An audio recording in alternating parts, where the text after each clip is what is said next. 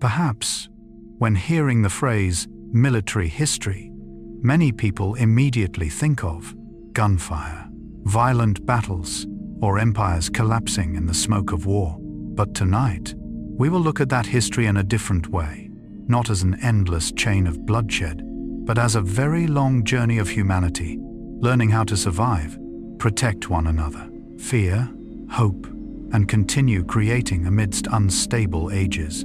From the perspective of Carl Gustav Jung, war does not only happen on battlefields, it also happens inside the human mind, between instinct and reason, fear and courage, darkness and the desire to survive.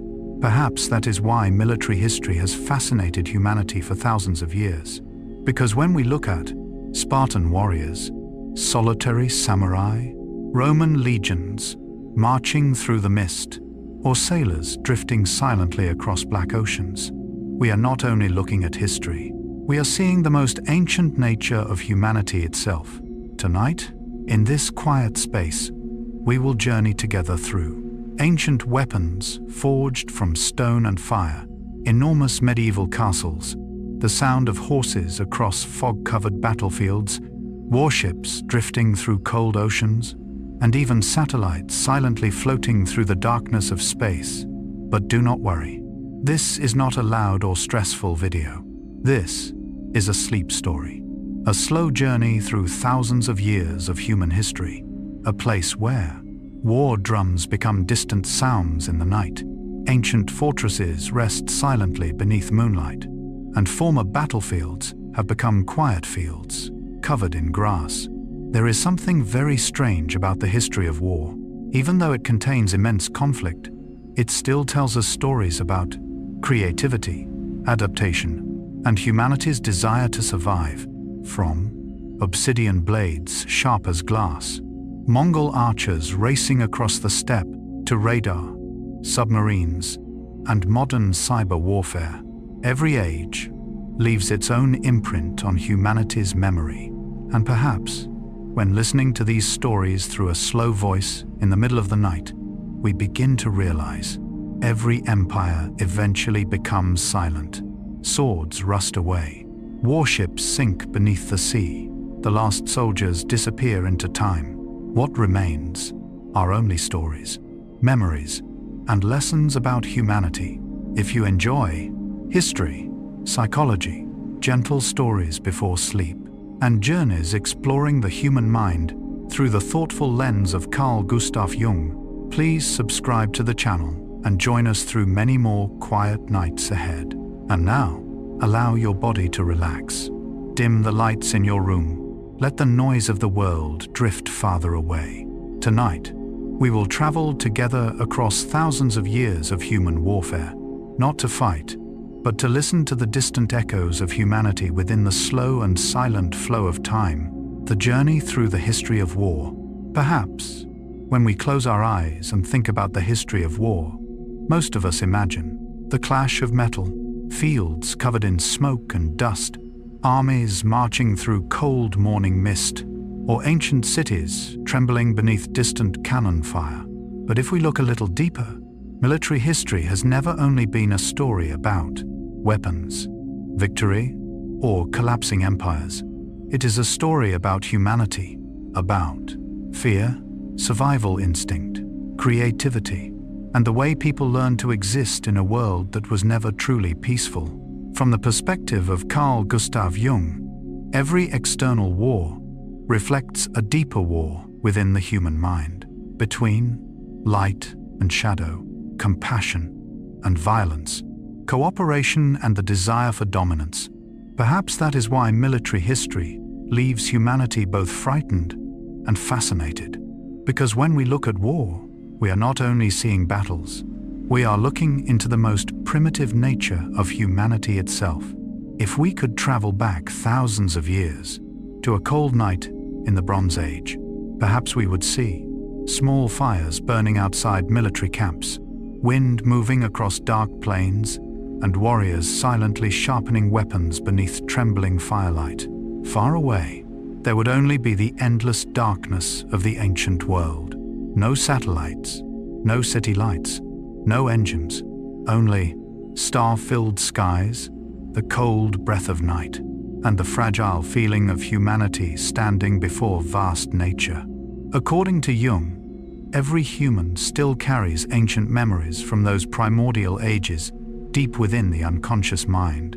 Perhaps that is why historical stories feel strangely familiar, because somewhere deep inside, modern humans still carry the fears of their ancestors, the longing for protection, and the need for community in order to survive. War appeared almost at the very beginning of civilization, but strangely, it did not only create destruction, it also accelerated creativity, social organization, technology, transportation, and even humanity's ability to cooperate. If we imagine humanity's first armies, they probably did not resemble the unstoppable warriors often shown in modern films. They were exhausted people, farmers holding spears, tribes trying to protect their families, and young men walking into battle while hiding fear inside themselves. According to Jung, humans constantly try to build order against chaos. War, in some ways, is an expression of that instinct.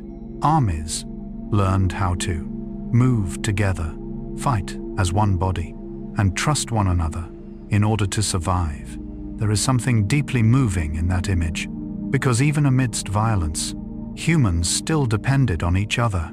Perhaps that is why the Spartan shield mattered more than the sword. Roman armies built roads while marching, and samurai spent entire lifetimes training mental discipline.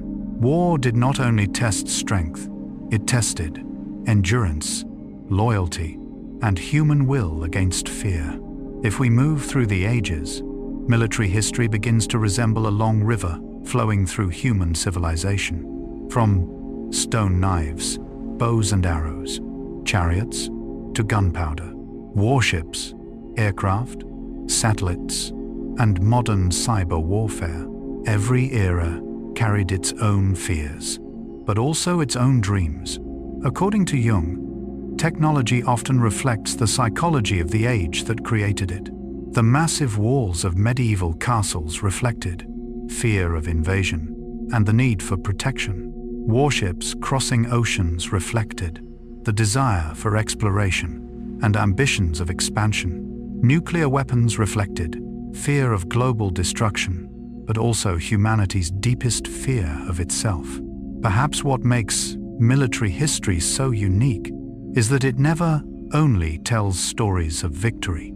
It also tells stories about long nights endured by soldiers, footsteps through rain, letters never sent into, and the loneliness of humanity amid the great upheavals of history. If we imagine a Roman military camp at night, perhaps there would be no shouting, only the soft crackling of firewood, armor quietly brushing together, and soldiers gazing toward the stars before the next march. They could never know that. Thousands of years later, people would still remember them. According to Jung, every civilization leaves traces of its soul within history, and war is one of the places where those traces become most visible. Because during moments of danger, human beings reveal their truest instincts, their deepest fears, and their purest courage. The strange thing is this: although warfare changes from era to era, the humans inside it seem not to change very much. An ancient Spartan warrior, a Mongol archer, a World War I trench soldier, or a modern pilot, all experienced anxiety, sleepless nights, homesickness, and the fear of never returning home alive. There is something very sad, but deeply human, about that truth. According to Jung, people often think history is the story of kings and great battles, but real history is created by the emotions of ordinary people, people who feared, loved, hoped, and tried to survive their own age. If we look deeply enough, military history is not only a journey through war, it is a journey through adaptation. When weapons changed, humans changed with them. When battlefields expanded, human psychology changed as well.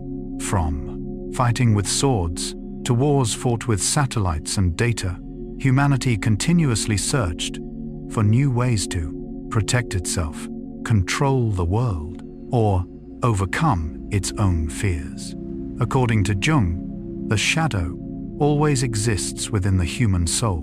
War is sometimes the moment when that shadow steps into the light. But at the same time, during humanity's darkest moments, people also created sacrifice, brotherhood, and profound acts of compassion. Perhaps that is why military history is both terrifying and endlessly reflective. If we imagine all the battlefields that have ever existed on Earth, most of them are silent now. Ancient fields are covered in grass. Old fortresses rest beneath sunset light. Rusting swords sleep inside museums. War drums that once shook entire valleys have become only distant echoes in history.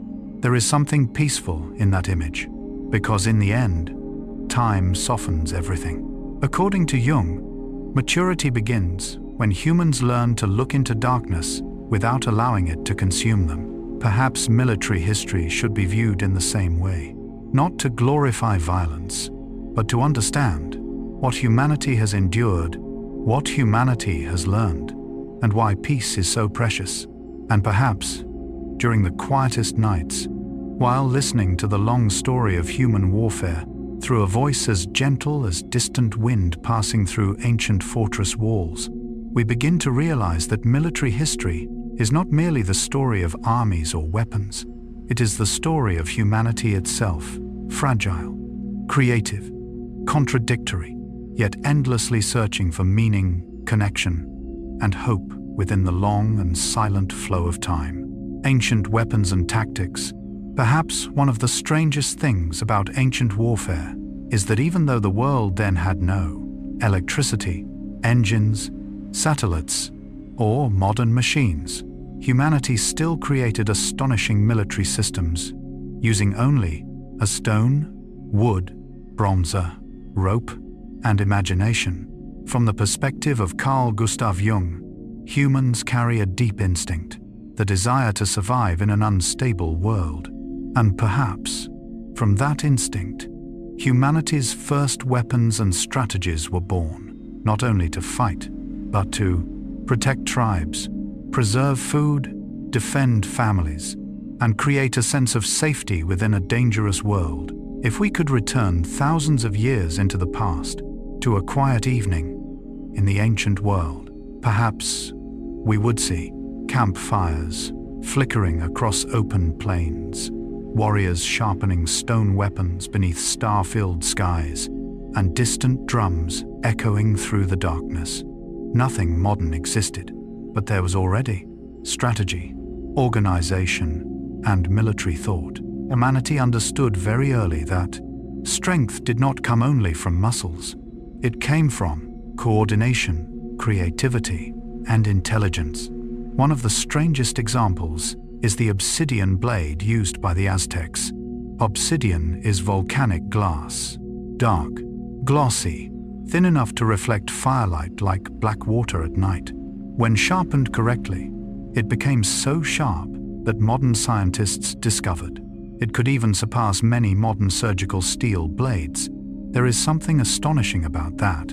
An ancient civilization, without factories or advanced steel making, still created nearly perfect weapons using volcanic stone alone. According to Jung, humans always possess the ability to transform fear into creativity. Perhaps obsidian is an example of that. From fire and volcanoes, humanity created blades. From danger, they created tools for survival. But ancient warfare was not only about weapons, it was also about sound. Before radio or electronic signals, ancient armies used drums, horns, and flutes as military communication systems. If we imagine a fog-covered battlefield at dawn, perhaps soldiers could not see farther than a few dozen meters. But then, a drum begins to sound, slow, deep, repeating like the enormous heartbeat of an army. Farther away, horns echo through the mist. According to Jung, Sound directly affects the most primitive layers of the human mind. Perhaps that is why war drums, galloping horses, and battle horns feel so instinctive. Without words, sound alone could make humans feel united or terrified. In ancient warfare, sound itself became psychology. Then came the war chariot, and suddenly, battlefields changed completely. For the first time, humans could move rapidly, fire arrows while in motion, and attack from great distances. From afar, an ancient chariot probably looked like a storm of wood and bronze racing across dusty ground, horses charging beneath sunlight, wheels rattling over dry earth, archers pulling bowstrings while the vehicle still moved. There is something cinematic about that image. According to Jung, humanity has always been fascinated by speed, because speed creates the feeling of transcending natural limits. The war chariot may have been the first moment humanity realized power could come not only from the body, but from technology itself. But among all ancient weapons, perhaps the Spartan shield was the most meaningful symbol of all.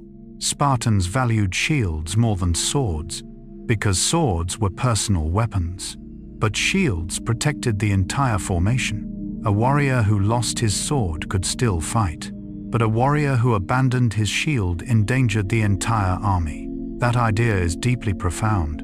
According to Jung, humans become truly strong only when they feel connected to a community.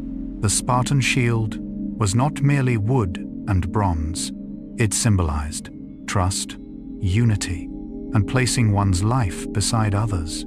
If we imagine Spartan formations marching beneath an ancient sunrise, perhaps the first sounds would be armor quietly shifting, synchronized footsteps, and hundreds of shields forming a silent bronze wall. No chaos, only discipline. Perhaps ancient wars were not won through chaos, but through maintaining order within fear.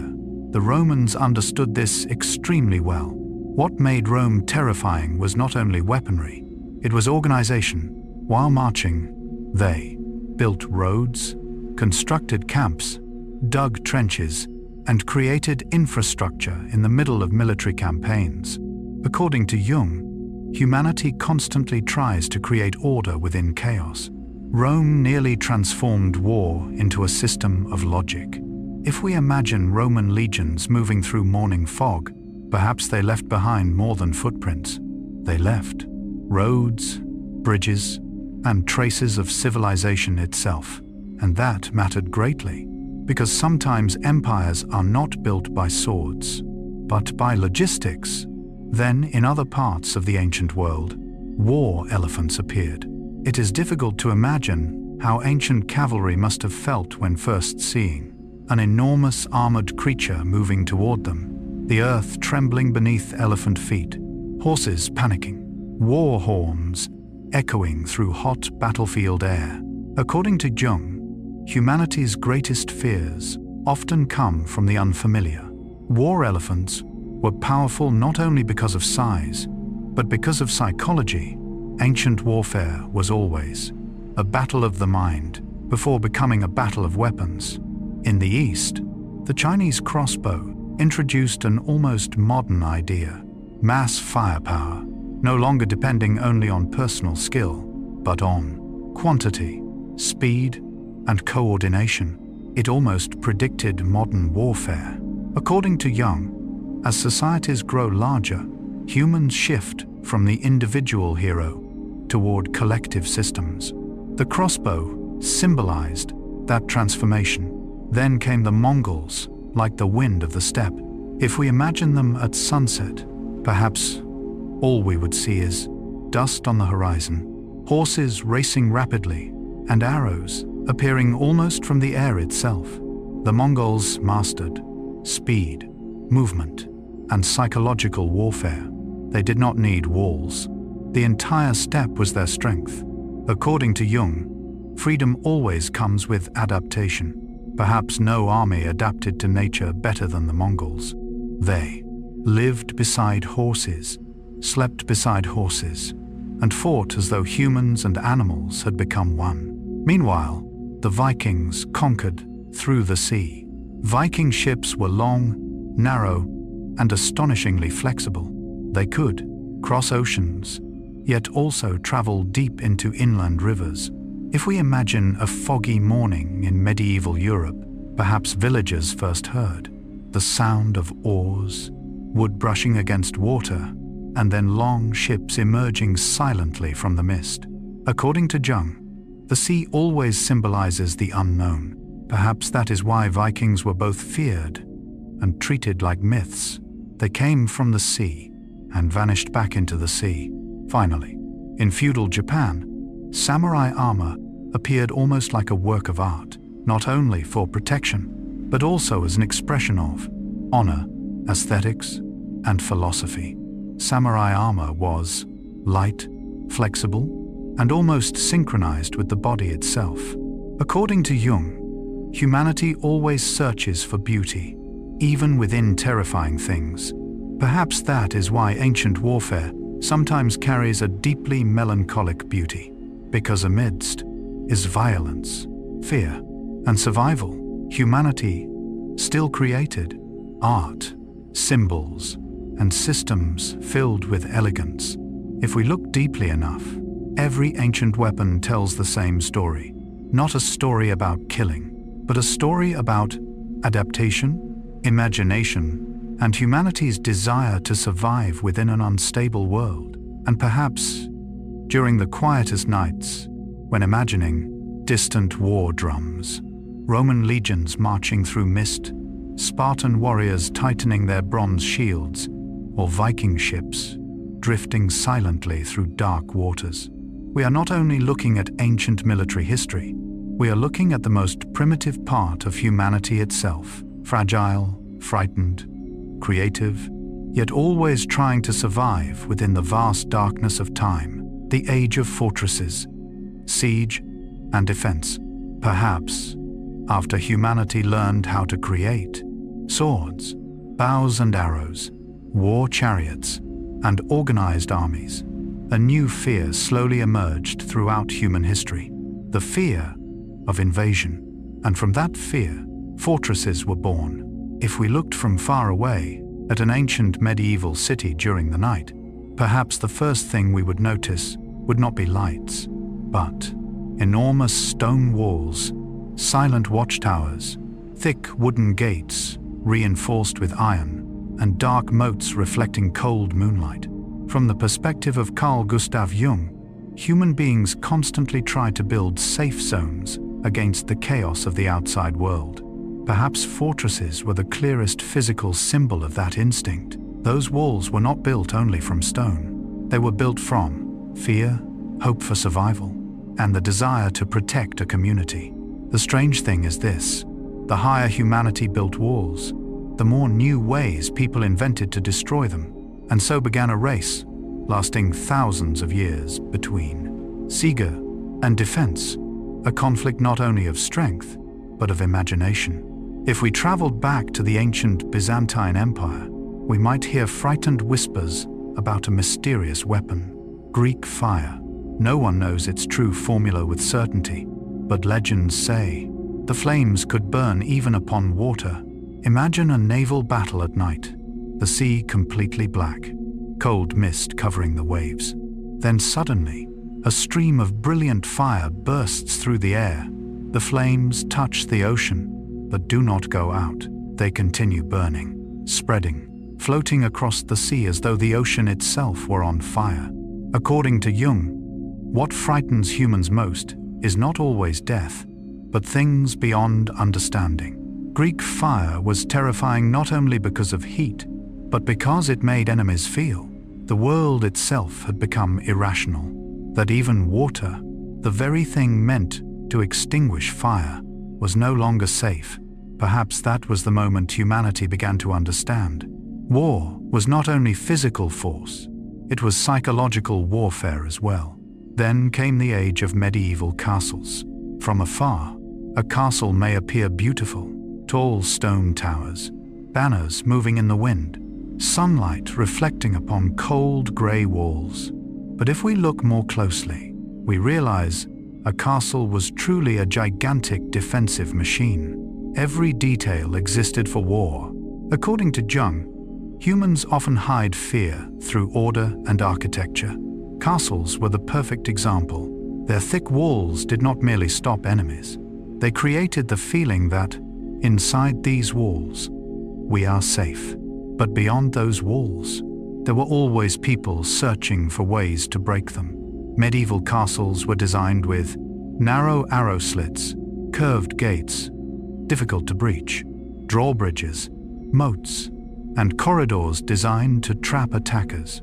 Some castles were even constructed so that, if enemies passed through the first gate, they would become trapped inside a deadly courtyard between layers of walls. From above is stones, arrows, hot sand, and countless objects would rain down upon them. One fascinating detail is that, in reality, hot sand was sometimes more effective than boiling oil. Oil was expensive. Sand retained heat longer, slipped through armor gaps, and caused horrific burns. There is something chilling in that creativity. According to Jung, when confronted with threats to survival, the human mind can become astonishingly practical. Medieval warfare was a confrontation between survival, fear, and intelligence. Then, in England, the longbow appeared, a weapon that looked simple, yet could pierce steel armor from remarkable distances. Imagine a cold, mist-covered field at dawn, thousands of English archers standing silently, no shouting, only bowstrings tightening, the sound of wind, and the unbearable weight of waiting. Then, a dark rain of arrows fills the sky. According to Jung, humans fear most the things they cannot fully control. Longbow arrows created exactly that feeling. Impossible to block entirely, impossible to avoid entirely. War began changing. No longer only knights fighting face to face. Distance itself became powerful. And then, in the East, another invention emerged: gunpowder. Strangely enough, gunpowder was not originally created for warfare. It emerged from alchemical experiments in ancient China. But like many things throughout history, something born from curiosity eventually transformed war forever. According to Jung, every invention reflects part of humanity's unconscious mind. Gunpowder was like humanity learning to control thunder itself, a force, violent, loud, and beyond old rules. When cannons appeared, walls once considered invincible began to collapse. This changed everything. For centuries, stone had symbolized permanence, but now a metal projectile and an explosion could shake entire fortresses. If we stood near an ancient cannon firing, perhaps we would feel the earth trembling, black smoke filling the air, and thunder echoing through valleys for miles. According to Jung, when technology changes, the psychology of an era changes with it. Cannons did not only destroy walls, they destroyed the feeling of safety humanity had trusted for centuries. And so, star forts were born. From above, these fortresses looked almost geometrically perfect. Their sharp angles helped reduce artillery impact while creating overlapping fields of fire against attackers. This reveals something important. Every new weapon forces defense to evolve. War resembles an endless dialogue between attack and adaptation. Then came the trebuchet, towering like giant machines of the medieval world. If we imagined a trebuchet operating at night, we would hear ropes tightening, wood groaning under pressure, then a massive stone flying through the darkness. That moment must have been terrifying, because ancient humanity was almost turning gravity itself into a weapon. According to Jung, humans constantly search for ways to harness nature's power.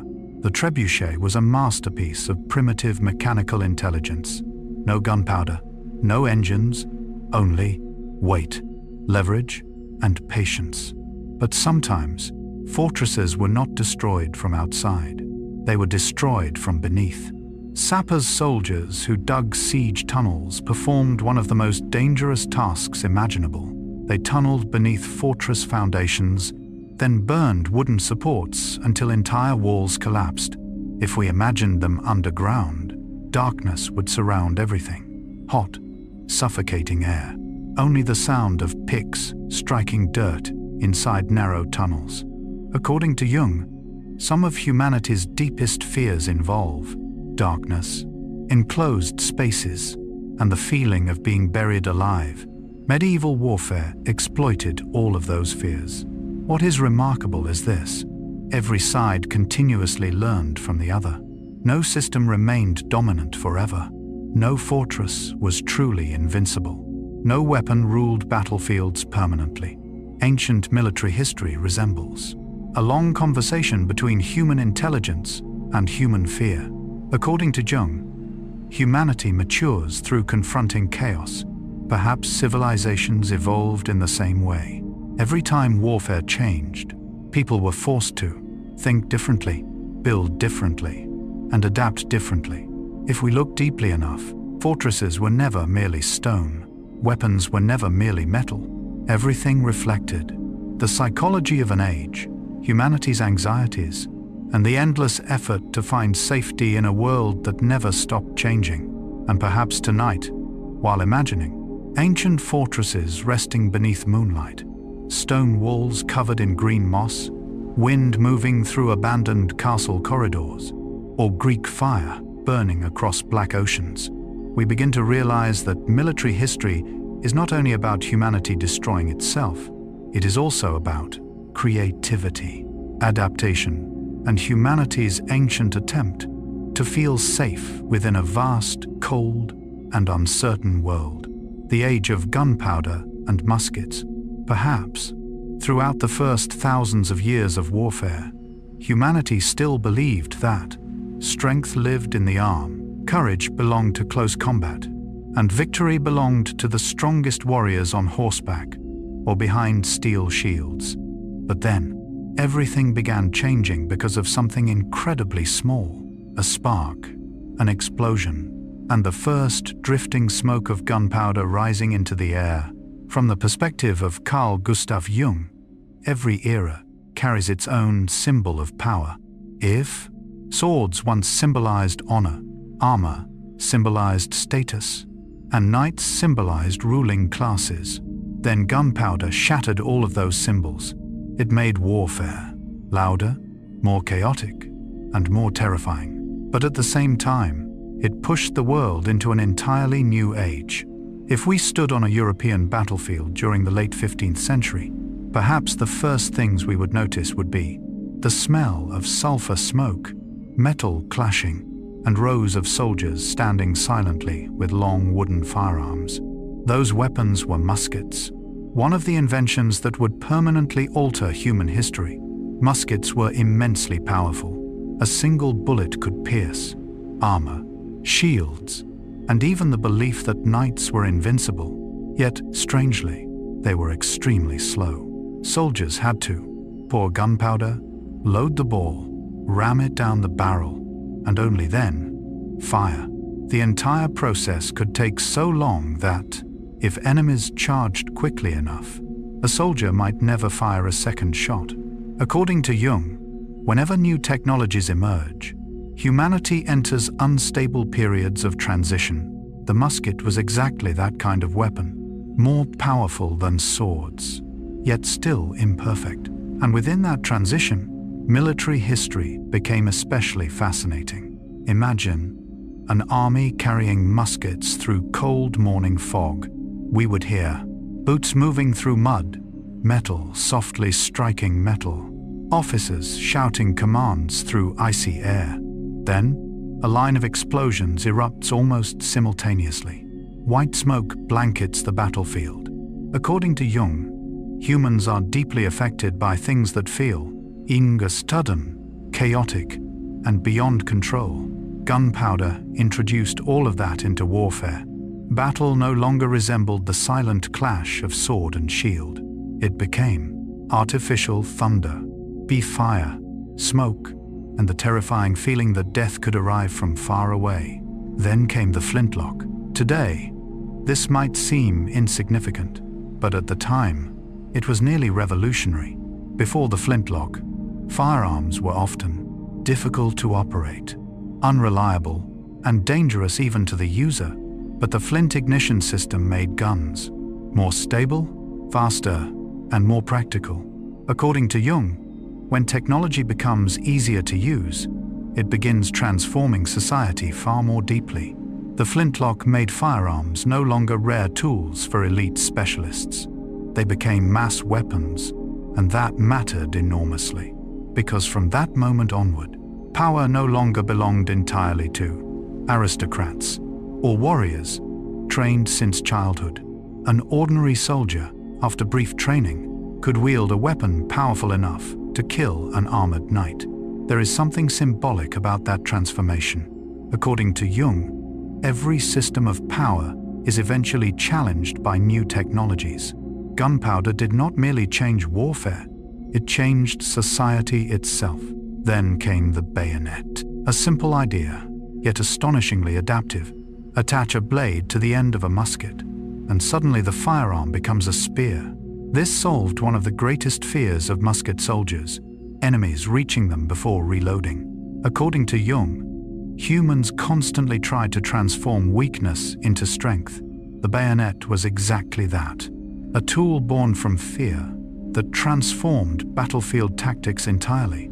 If we imagine thousands of soldiers marching with long muskets, bayonets gleaming beneath sunlight, and formations moving like walls of steel, we begin seeing warfare becoming more mechanical, more collective, and less personal. Then appeared the pike and shot formations, one of the most fascinating moments in military history, because it represented a fusion between the old world of warfare and the new one emerging from smoke. Inside the same formation stood pikemen defending the line, while musketeers fired behind them. One side represented thousands of years of spear warfare. The other represented the future. According to Jung, periods of transition always feel both familiar and unsettling. Pike and shot embodied exactly that feeling. War had not yet abandoned the past, but the future had already arrived. If we stood on such a battlefield, we might hear wooden pikes striking together, slow musket fire, officers shouting commands, and layers of white smoke drifting across open fields. There is something deeply sad in that image, because this was the moment warfare began losing its sense of individual heroism. Before, a warrior could become legendary through swordsmanship alone. Now, an anonymous bullet could end everything from far away. According to Jung, technology often makes humans feel simultaneously more powerful and more insignificant. Gunpowder carried exactly that contradiction. Then, in the Ottoman Empire, the Janissaries emerged, one of the first highly organized large-scale gunpowder forces in history. Their discipline was almost frightening. If we imagined Janissaries marching through ancient streets, we might hear synchronized footsteps, slow Ottoman war drums, and rows of firearms reflecting afternoon sunlight. According to Jung, humanity is endlessly fascinated by order, ritual, and collective power. The Janissaries were not merely soldiers. They symbolized discipline, authority, and the birth of modern warfare. And eventually, cavalry began losing dominance. For thousands of years, horses had symbolized speed, nobility, and military power.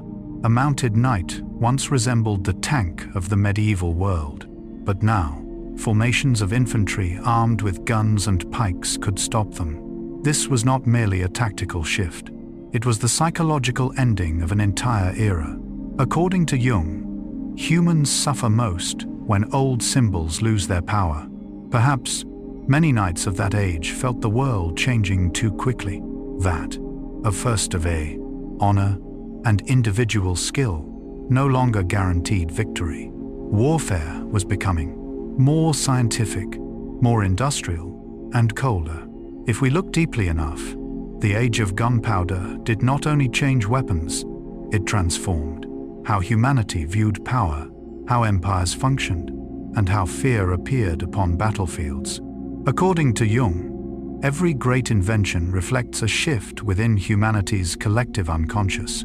Gunpowder was one of those inventions. It caused walls to collapse, knights to disappear, and warfare to enter an entirely new era. Yet at the same time, it revealed an ancient truth. Human beings always adapt. No matter how battlefields evolve, humanity continues to learn, create, and survive within chaos. And perhaps, tonight, while imagining rows of musket soldiers standing in cold fog, gunfire echoing across ancient European fields, the smell of gunpowder drifting through night air, or the brief spark of a flintlock mechanism igniting, we begin realizing that military history is not merely the story of weapons. It is the story of ages transforming themselves, of humanity responding as old worlds disappear, and uncertain new worlds emerge slowly through distant clouds of smoke in history.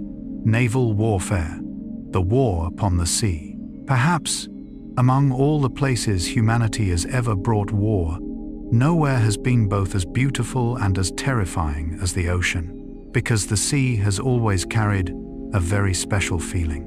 During the day, it can shimmer beneath sunlight, stretch endlessly toward the horizon, and feel so peaceful it becomes almost hypnotic.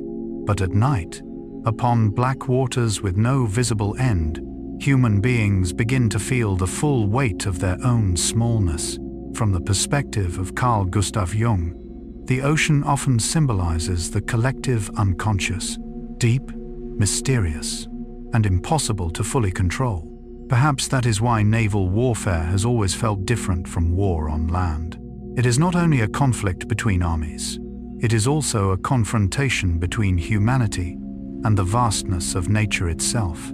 If we traveled back thousands of years to the first civilizations surrounding the Mediterranean Sea, we would see ancient warships gliding across dark blue water.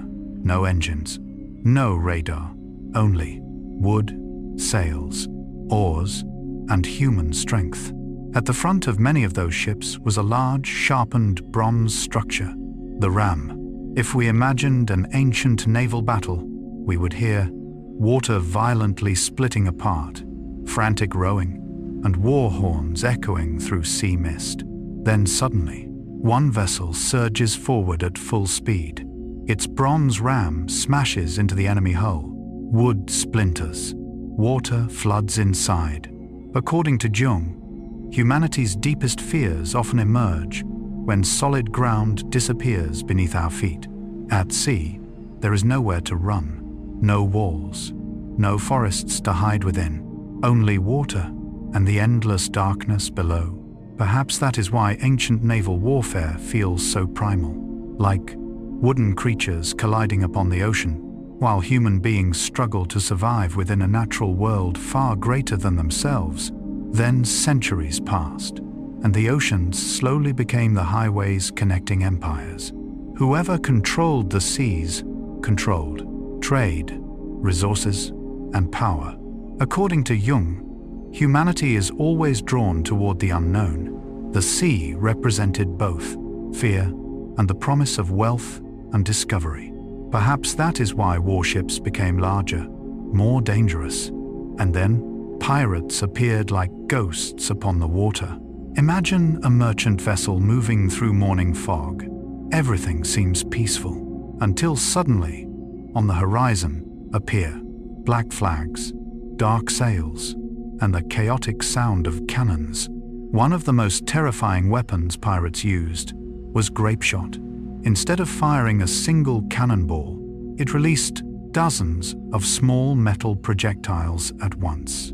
At close range, it transformed a ship's deck into a nightmare. According to Jung, human beings fear sudden chaos more than almost anything else. At sea, that fear becomes even worse, because there is nowhere to hide. Tight spaces, wood trembling beneath your feet, the smell of gunpowder mixed with salt air, and the waves continuing endlessly, as though the ocean itself remained completely indifferent to human suffering. Then came the age of ships of the line. Massive wooden warships became symbols of imperial power. If we saw an 18th century warship from afar, it would resemble a floating city, a moving fortress, or a giant creature made of wood and sails. Rows of cannons lined both sides of the hull. When they fired together, the sea itself seemed to tremble. According to Jung, humans constantly try to transform fear into something controllable. Warships were exactly that attempt, a way to carry, undispraised, discipline, and the power of civilization into the most chaotic place on Earth, the ocean. One fascinating detail is that, during this era, fleets communicated through signal flags. No radio, no telegraph, only colors, shapes, and the position of flags against sea winds. Imagine an armada of hundreds of ships, above them flying countless banners, each carrying a different command. According to Jung, symbols play an enormous role within the human mind. A single, small flag could cause an entire fleet to change direction. That is remarkable. Because warfare does not operate through weapons alone, it also depends upon belief, signals, and humanity's ability to cooperate within chaos. Then the ironclad arrived, and naval warfare changed forever. For centuries, warships had been built from wood, but now metal began covering the oceans. If we stood beside an old ironclad, perhaps we would notice cold steel armor, black smoke rising from steam engines, and metallic echoes rolling across the sea. According to Jung, every technological age makes humanity feel excited, yet afraid. Ironclads signaled that the romantic age of sails was ending. The sea was becoming more mechanical, colder, and more industrial. But perhaps the invention that changed the psychology of naval warfare most deeply was the submarine. According to Jung, people fear most what cannot be seen. Submarines brought exactly that fear into the ocean. Imagine a sailor standing upon a ship deck at night, the sea completely calm, nothing unusual.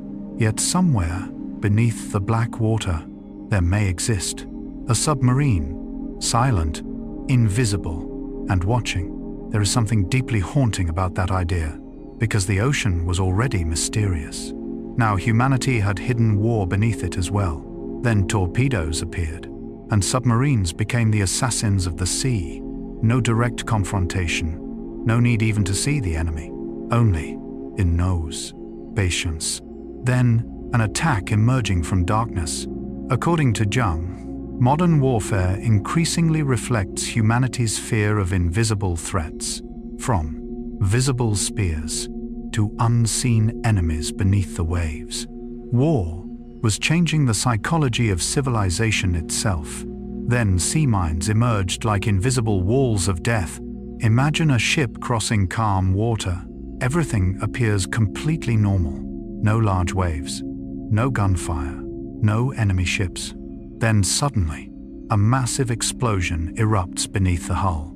According to Jung, what unsettles people most is danger without clear form. Sea mines created exactly that feeling. Now warfare no longer required visible presence. It could hide beneath water, within darkness, or inside absolute silence. And eventually, the aircraft carrier appeared, replacing the battleship.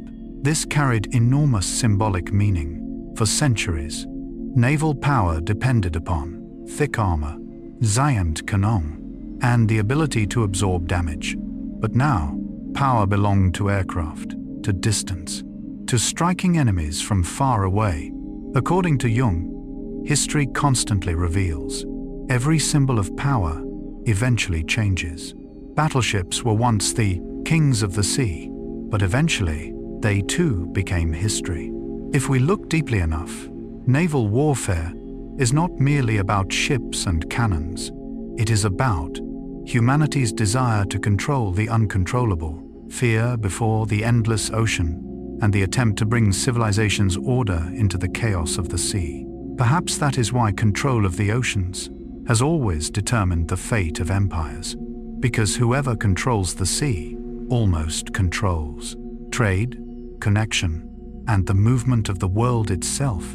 And perhaps, tonight, while imagining ancient warships drifting beneath star-filled skies, ropes softly vibrating in ocean winds, distant ship horns echoing through fog, or an invisible submarine gliding beneath black water, we begin to understand that naval history is not only the story of war, it is the story of humanity, small beneath the endless sea, yet forever building larger ships, traveling farther, and carrying both fear and dreams into the silent depths of history. World War, the industrialization of death. Perhaps, throughout thousands of years before the 20th century, warfare still retained something deeply human, though brutal. It usually happened at close distance, where soldiers could still see the faces of enemies, hear footsteps, or feel battle through their own bodies. But then the 20th century arrived, and for the first time in history, humanity began using factories, industrial assembly lines, chemistry, engines, and modern science to organize death on an unimaginable scale. From the perspective of Carl Gustav Jung, when technology develops faster than humanity's psychological maturity, society enters a dangerous state. Perhaps the world wars were the clearest example of that truth, because humanity now possessed modern machines, enormous industries, and advanced science, while still carrying within itself primitive fears, hunger for power, and the shadow Jung often described. If we imagined Europe in 1914, many people still believed the war would be short, swift, and glorious. Trains carrying soldiers departed stations amid music, waving flags, and cheers of victory. No one truly understood what they were about to enter, because the old world had never witnessed a war powered by modern industry. Then the machine gun appeared on battlefields at massive scale, and everything changed forever. Imagine a European field covered in cold fog. Thousands of soldiers climb from trenches. A whistle blows. They run through mud, while distant artillery echoes across the horizon. Then suddenly, the machine guns begin, not like the isolated gunshots of older wars, but continuous, mechanical, cold, almost stripped of human emotion. According to Jung, what frightens humanity most is when death becomes anonymous and impersonal. Machine guns created exactly that feeling. A soldier no longer died because of another warrior's skill. He could disappear because of a burst of bullets from a machine hidden somewhere far ahead. Then came no man's land, the barren zone between opposing trenches, belonging to no one, no trees, no life, only mud, barbed wire, shell craters, and bodies. There is something deeply haunting about that phrase, no man's land, a place not meant for human beings. According to Jung, when war reaches extremes, it creates spaces that feel almost anti-human. No man's land was not merely geography. It became a symbol of disconnection, despair, and the spiritual emptiness of industrialized warfare. Imagine a quiet night inside the trenches. Perhaps we would hear rain falling into mud, rats moving through darkness, and distant artillery rumbling endlessly like thunder. Perhaps many soldiers felt then the old world had ended.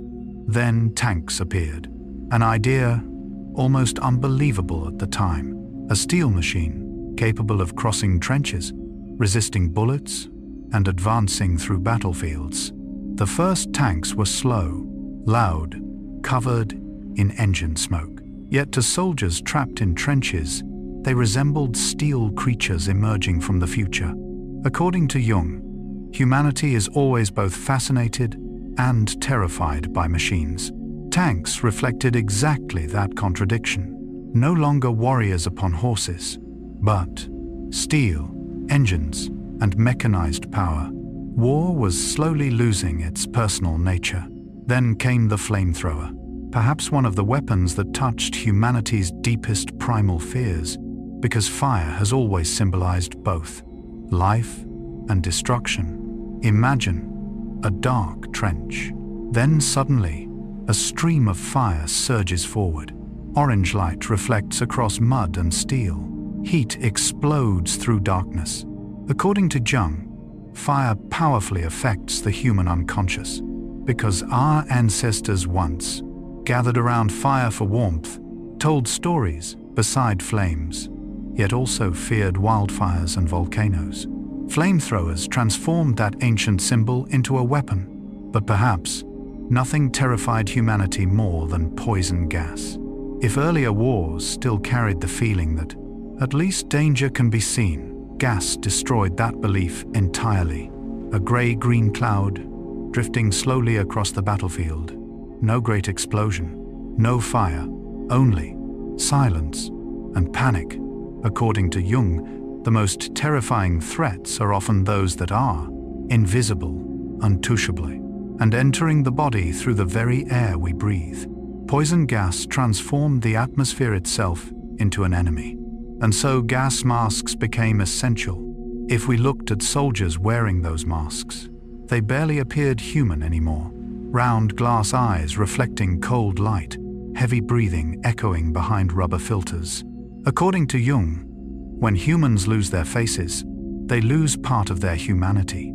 Industrial warfare created exactly that sensation: anonymous, mechanical, and emotionally distant. Then even the sky ceased being safe. Airplanes appeared. At first, they served only for observation, but quickly, humanity carried warfare into the heavens. Imagine the skies of early 20th century Europe, biplanes crossing grey clouds, engines humming softly through freezing winds. According to Jung, the sky long symbolized freedom, divinity, and humanity's desire to transcend limits. Yet modern warfare transformed even the heavens into battlefields. There is something deeply sad about that, because even the place humanity once dreamed of reaching eventually carried conflict as well. Then Manfred von Richthofen emerged as a legend of aerial warfare, the Red Baron. His crimson aircraft became almost a symbol of the era itself. According to Jung, humans always search for heroic figures, even during the darkest times. Early aerial combat still retained something personal, direct, almost resembling ancient duels. But very quickly, modern war evolved again. Zeppelins began bombing cities. For the first time in modern history, ordinary civilians realized war could arrive from the sky while they slept. According to Jung, humanity's deepest fear appears when no safe place remains. World War created exactly that feeling. Then anti-aircraft fire filled the skies. Imagine a dark night, sirens wailing, searchlights sweeping across clouds, tracer rounds tearing through the heavens. There is something surreal about that image, as though the sky itself were exploding. According to Jung, modern warfare made humanity feel the earth, the oceans, the skies, and nature itself were no longer peaceful. And before all of this, the Gatling gun had already signaled the future. A hand-cranked weapon capable of continuous fire. It foreshadowed a world where warfare no longer depended upon the speed of the human body, but upon the speed of machines. If we look deeply enough, the world wars were not merely conflicts between nations. They were the moment humanity first realized how greatly modern technology could amplify the darkness within itself. According to Jung, the shadow is the hidden part of human nature: violence, rage, ambition, and the desire for domination. Industrial warfare was the moment that shadow was given. Factories, engines, chemistry, and mass production. Yet strangely, even within that darkness, human beings still wrote letters, helped comrades, missed home, and dreamed of peace. Perhaps that is what makes war history both heartbreaking and profoundly human. Because even during humanity's darkest years, people still tried to preserve some small light within themselves. And perhaps, tonight, while imagining trenches covered in cold mist, distant machine gun fire echoing through darkness, searchlights sweeping across the night sky, or aircraft engines fading beyond clouds, we begin to understand that the world wars were not merely stories of modern weapons. They were the moment humanity saw the terrifying power of its own creations, the fragility of civilization, and the enormous cost of technology advancing faster than the human soul. World War II, the age of military technology. Perhaps, if World War I was the moment humanity realized that machines could kill on an industrial scale, then World War II was the moment the world understood that war would no longer be decided only by courage, the number of soldiers, or physical strength, but by intelligence, speed of innovation, industrial production, and technology. From the perspective of Carl Gustav Jung, every era creates its own form of collective fear. If ancient people feared darkness, wild beasts, and nature, then the 20th century began fearing machines, data, the sky, and technologies beyond human control. Perhaps World War II was the clearest expression of that transformation. If we imagine Europe during the early years of the war, the nights felt different. Cities turned off their lights, windows were covered, people looked up into dark skies with constant unease, because war could now arrive from above at any moment. Then radar appeared like a new sense for humanity. This was remarkable. For thousands of years, humans could only see with their eyes, but now they could begin to see things still hidden beyond the horizon. Imagine a World War II radar room, dim green light covering the faces of young officers, silence filling the air, only the soft hum of machinery, the scratching of pens, and a tiny glowing dot moving across a screen. According to Jung, human beings have always longed for the ability to see what has not yet happened. Radar almost carried a psychological symbolism. It transformed invisible fear into something detectable. During the Battle of Britain, radar allowed the British to know German aircraft were approaching before they even appeared in the sky. That changed warfare forever. War was no longer only about strength, but about information, prediction, and reacting faster than the enemy. According to Jung, knowledge itself is a profound form of power, and World War II became a war of knowledge. Then came the Enigma machine, a code device considered nearly impossible to break. From the outside, Enigma resembled a typewriter or an ordinary office machine, but inside, it contained an entire war fought through mathematics, logic, and secrecy.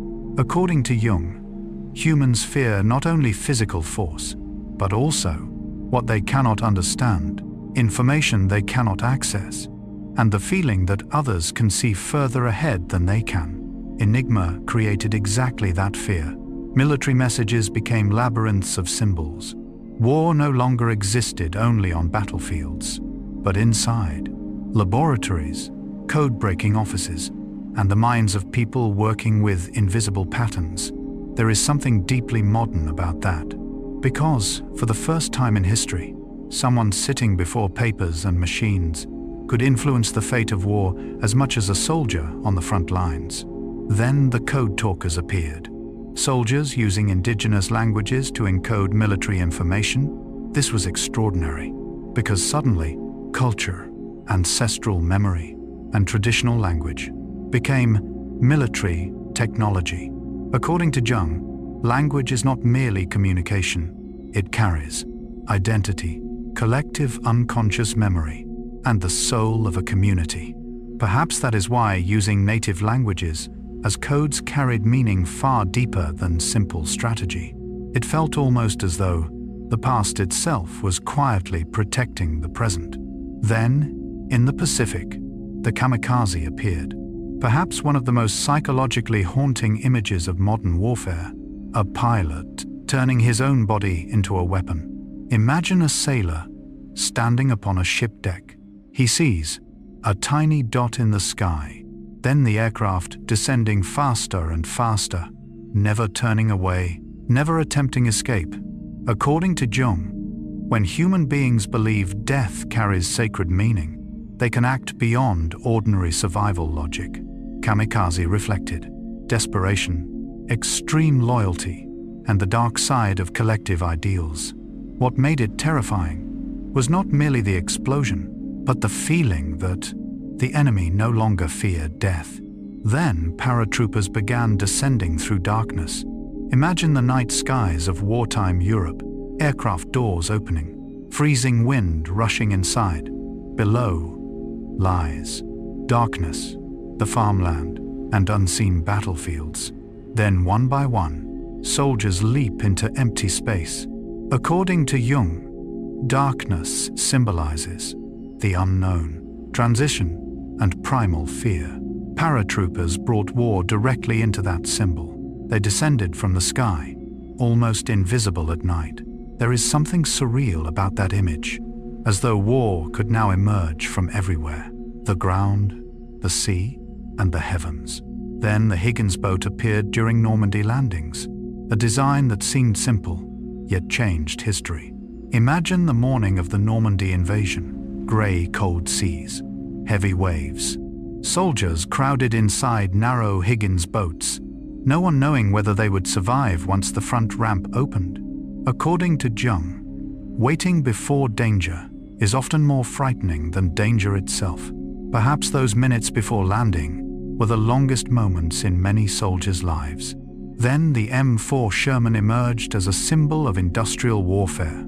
Interestingly, the Sherman was not the strongest tank, but it was reliable, easy to repair, and produced in enormous numbers.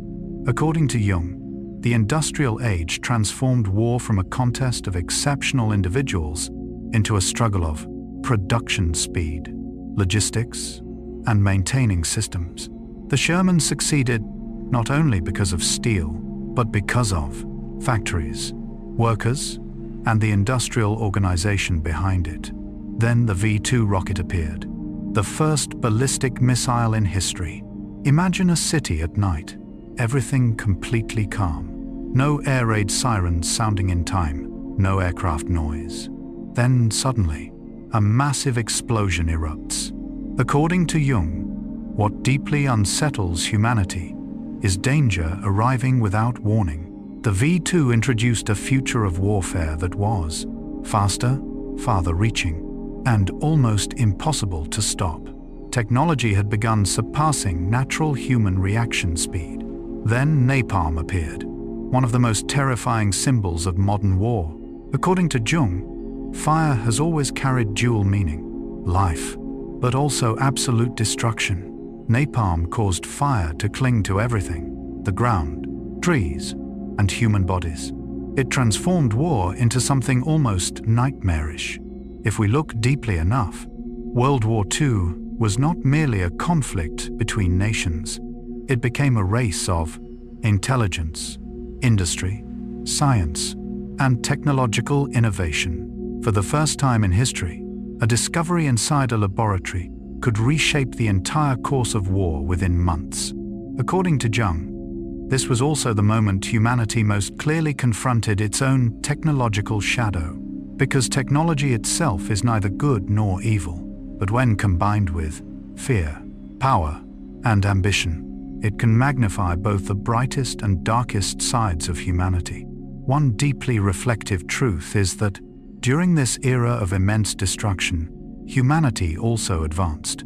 Radar, medicine, aviation engineering, communications, and modern science. Perhaps history always carries such paradoxes. The darkest periods sometimes become the moments when human intelligence evolves most rapidly. And perhaps, tonight, while imagining radar beams slowly rotating through dark rooms, aircraft engines echoing behind clouds, paratroopers descending from the night sky, or a V-2 rocket crossing the heavens unseen. We begin to understand that World War II was not only a story about warfare, it was the moment humanity entered an age where intelligence, data, machines, and technology became forces shaping the fate of the world as powerfully as any army in history. The Cold War, the fear of nuclear destruction. Perhaps, after 2 devastating world wars, humanity began realizing a terrifying truth, that modern civilization had reached a point where another great war might not merely destroy cities or collapse empires, but could end the entire world humanity had built. And then the Cold War began. Strangely, it became a war in which, for much of its existence, there were no direct battles between the 2 superpowers, no massive armies storming across borders like in earlier centuries, no decisive classical confrontations. Instead, the world lived within a state of waiting, tension, and constant fear. From the perspective of Carl Gustav Jung, people often fear most not what is happening now, but what could happen at any moment. Perhaps the Cold War embodied exactly that fear, a fear that was invisible, silent, stretched across decades, like a storm cloud that never truly disappeared from humanity's sky. Imagine the world during the 1950s, cities still glowing with lights, children still attending school, adults still going to work. Yet behind ordinary life, there always lingered the feeling that everything could end within minutes. According to Jung, when humans live too long under invisible pressure, fear slowly becomes part of the collective psyche. The Cold War created exactly that condition, a world where silence itself felt frightening, peace felt fragile, and blue skies sometimes caused more anxiety than storms. Then nuclear submarines appeared, perhaps one of the most terrifying symbols of the 20th century. Imagine a nuclear submarine resting deep beneath a black ocean. No sunlight, no witnesses, no sound, yet inside it exists the power to destroy entire cities. According to Jung, the most unsettling dangers are those completely invisible. Nuclear submarines reflected exactly that fear. They became almost like ghosts of modern warfare, silent, patient, always existing somewhere beneath the sea. What made them frightening was not merely their power, but the feeling that no one truly knew where they were. Imagine standing upon a ship deck at night, the ocean perfectly calm, yet far below, there may exist hundreds of sailors, nuclear missiles, and the ability to alter human history with a single command. According to Jung, the ocean has long symbolized the unconscious, deep, mysterious, difficult to control. The Cold War brought apocalyptic weapons directly into that symbolic space. Then nuclear bombers began remaining airborne for extended periods. This sounds almost unreal, yet there was a time when some aircraft carrying nuclear weapons were always in the sky, always ready. Imagine a pilot flying through freezing night clouds. Beneath him lie sleeping cities, black oceans, and drifting clouds. Yet behind him rests something capable of destroying entire nations.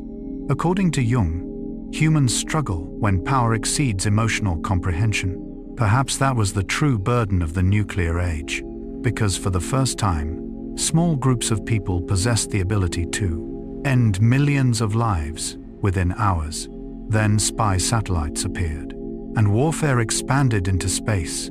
If people looked up into the night sky during the Cold War, many never realized that, far above them, beyond Earth's atmosphere, machines were silently observing the planet. According to Jung, humanity has always feared being watched. Satellites transformed that fear into global reality. Warfare no longer existed only on land, at sea, or in the air, but also within orbit. Radio signals, and invisible streams of data. There is something profoundly cold about that image, as though the entire planet lived beneath eyes that never slept. Then stealth aircraft appeared, an idea once resembling science fiction, an aircraft that could almost vanish from radar. According to Jung, humans fear most what they cannot see yet know exists. Stealth technology perfectly reflected the psychology of modern warfare. No longer massive armies, war drums, or giant, visible battleships. Instead, power belonged to come to 2-1-5, and ensuring the enemy never knows where you are. Imagine a completely silent night sky, no loud engines, no visible lights. Yet somewhere above, an aircraft moves unseen. Perhaps that is even more frightening than bombs themselves, because humanity's deepest fear often comes from uncertainty. Then night vision technology transformed darkness into military advantage. This carried deep psychological symbolism. For most of history, nighttime represented rest, hiding, and human limitation. Darkness once offered safety, but now, technology allowed people to see directly through the night. Imagine a soldier wearing night vision goggles, the world glowing strange green before him. Trees, roads, human figures, everything emerging from darkness like a cold dream. According to Jung, darkness symbolizes the unconscious, secrets, and the unexplored parts of the self. When technology pierced darkness, it felt almost as though humanity were attempting to control even its most primal limits. One important truth is that the Cold War never fully became global nuclear war, perhaps because both sides understood if missiles were truly launched, there would be no victors.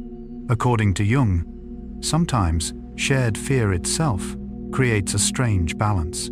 The world entered a condition called mutually assured destruction, a nearly paradoxical concept. Peace existed because everyone feared war so completely. There is something deeply sad about that, as though humanity maintained balance only by standing permanently at the edge of catastrophe. If we look deeply enough, the Cold War was not merely military competition. It became a conflict of psychology, symbols, technology, and collective fear. According to Jung, modern life increasingly distances humanity from direct experience, and warfare changed the same way. It became more invisible, more abstract, and more dependent upon data and technology than human presence itself. Yet, paradoxically, during this very era, people longed even more deeply for peace, simple things, and feelings of primal safety. Perhaps that is why soft music, warm yellow lights inside homes, or a quiet rainy evening began feeling more precious than ever before. Because when the outside world becomes too tense, the human soul begins searching for refuge within itself. And perhaps, tonight, while imagining a nuclear submarine silently beneath the ocean floor, satellites circling Earth through black space, the eerie green glow of night vision, or invisible aircraft gliding through cold skies, we begin to understand that the Cold War was not merely a story about weapons. It was the moment humanity truly realized its intelligence had become powerful enough to reshape the entire planet. Yet the human soul remained fragile, still fearful, and still searching for peace within an increasingly complicated world. Modern warfare and the future. Perhaps, if people in ancient times once imagined war as the sound of horses charging across open fields, swords striking shields, or armies facing one another beneath the sunlight, then modern warfare has taken on an entirely different form, quieter, more invisible, and sometimes more frightening precisely because it cannot be seen with the naked eye. From the perspective of Carl Gustav Jung, humanity's greatest fears often do not come from what stands clearly before us, but from what remains hidden, what we do not fully understand. and forces operating silently beyond our awareness. Perhaps that is exactly the feeling of modern warfare, a world where data can be as dangerous as bullets, satellites matter as much as tanks, and a person sitting before a computer screen can sometimes influence history more than an army on a battlefield.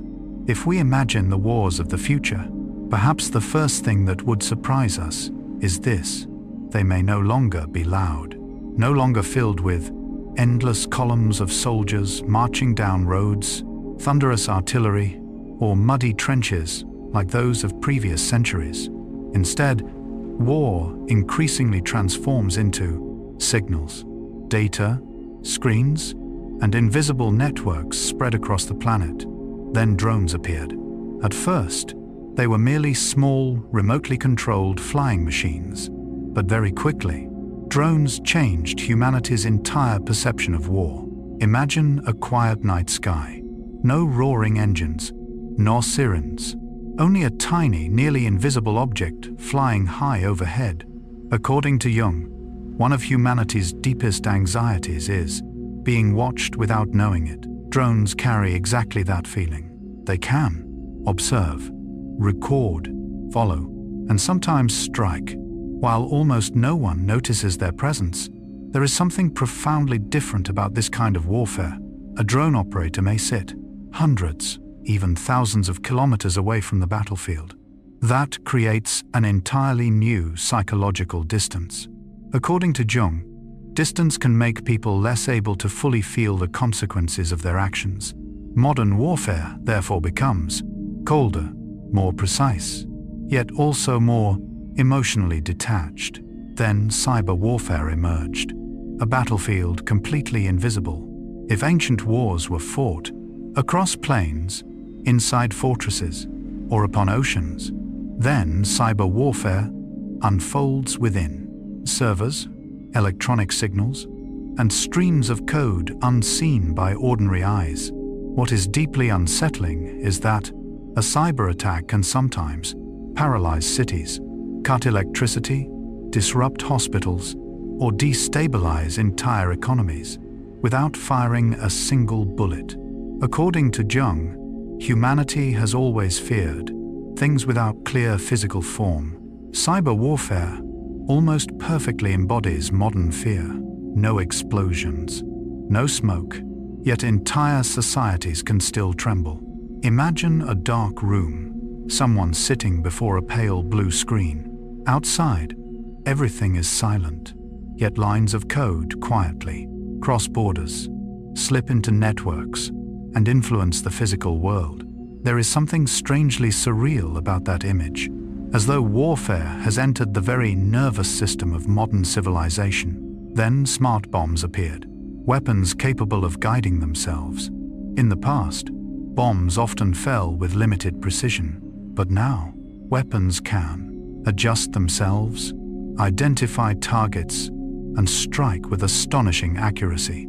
According to Jung, modern technology reflects humanity's desire for absolute control. Smart bombs resemble attempts to transform chaos into calculations, coordinates, and data.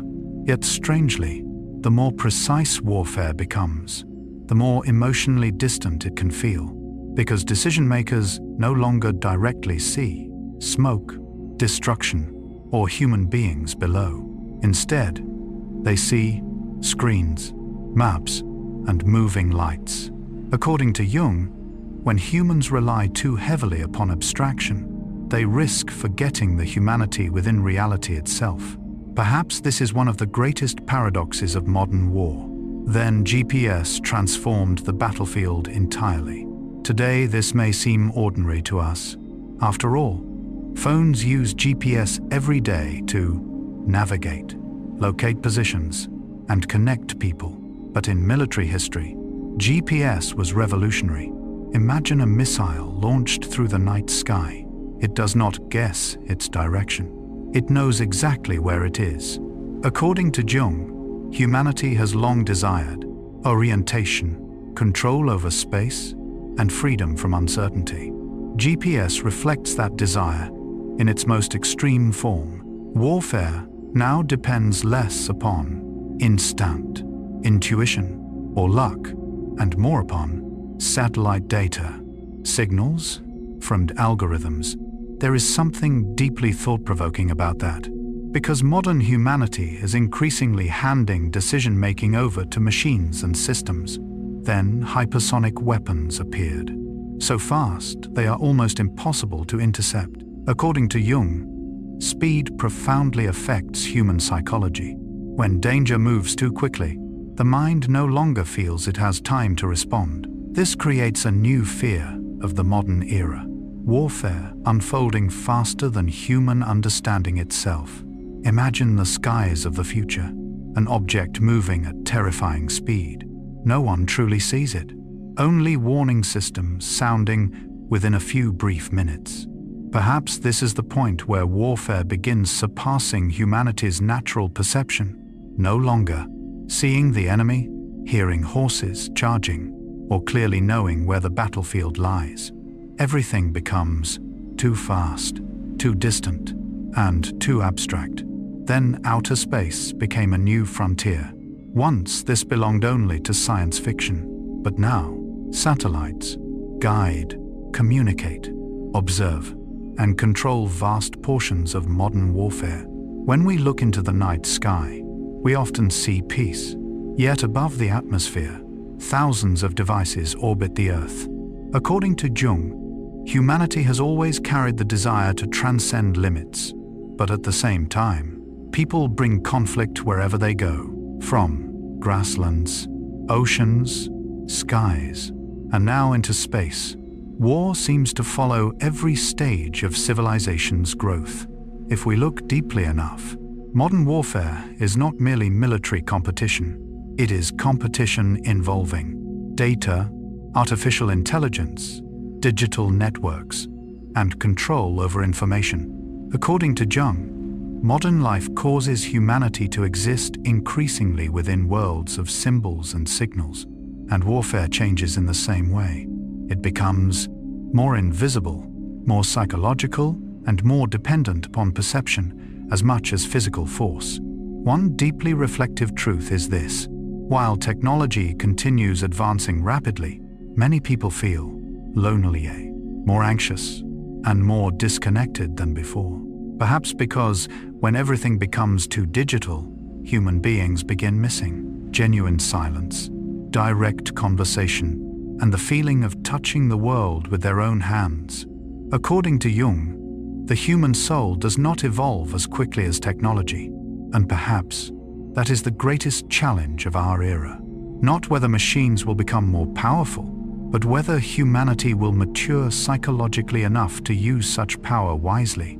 And perhaps, tonight, while imagining drones silently crossing dark skies, satellite signals circling Earth, blue screen light glowing in dark rooms, or invisible streams of data flowing through global networks, we begin to understand that the wars of the future may resemble nothing our ancestors once knew. They may become quieter, faster, more invisible. Yet beneath all this technology, human beings remain creatures who feel fear, carry hope, and endlessly search for safety within an increasingly complex world beneath the cool shadows of the digital age. The distinctive spirit of warrior cultures. Perhaps, if we look deeply into humanity's military history, we begin noticing something fascinating. Human beings have never entered battle carrying only weapons, armor, or physical strength. They also carried beliefs, traditions, ancestral memory, and the soul of the culture they belonged to. From the perspective of Carl Gustav Jung, people do not live merely as isolated individuals. We are always part of tribes, communities, and collective symbols larger than ourselves. Perhaps that is why every civilization throughout history created its own image of the warrior, not merely to fight, but to answer a deeper question: who are we? If we travel back to ancient Sparta, we can imagine young boys beginning harsh training from childhood. Their lives revolved around discipline, endurance, and collective identity. According to Jung, every society creates an ideal archetype, representing what it wishes people to become. For Sparta, that archetype was the warrior, someone who feared neither pain nor death and placed the community above the self. Imagine a cold morning upon ancient Greek soil. Spartan warriors standing in formation, shield against shield, spears pointed forward, no one standing above another. According to Jung, this reflects a unique form of collective psychology, the individual ego dissolving into communal strength. Perhaps that is why the Spartan shield mattered more than the sword, because the sword belonged to the individual, but the shield protected the formation. There is something beautiful about that, yet also deeply severe. Then in Japan, another warrior image emerged, the samurai. Today, many associate samurai with the katana sword, but in earlier centuries, they were famous primarily for archery.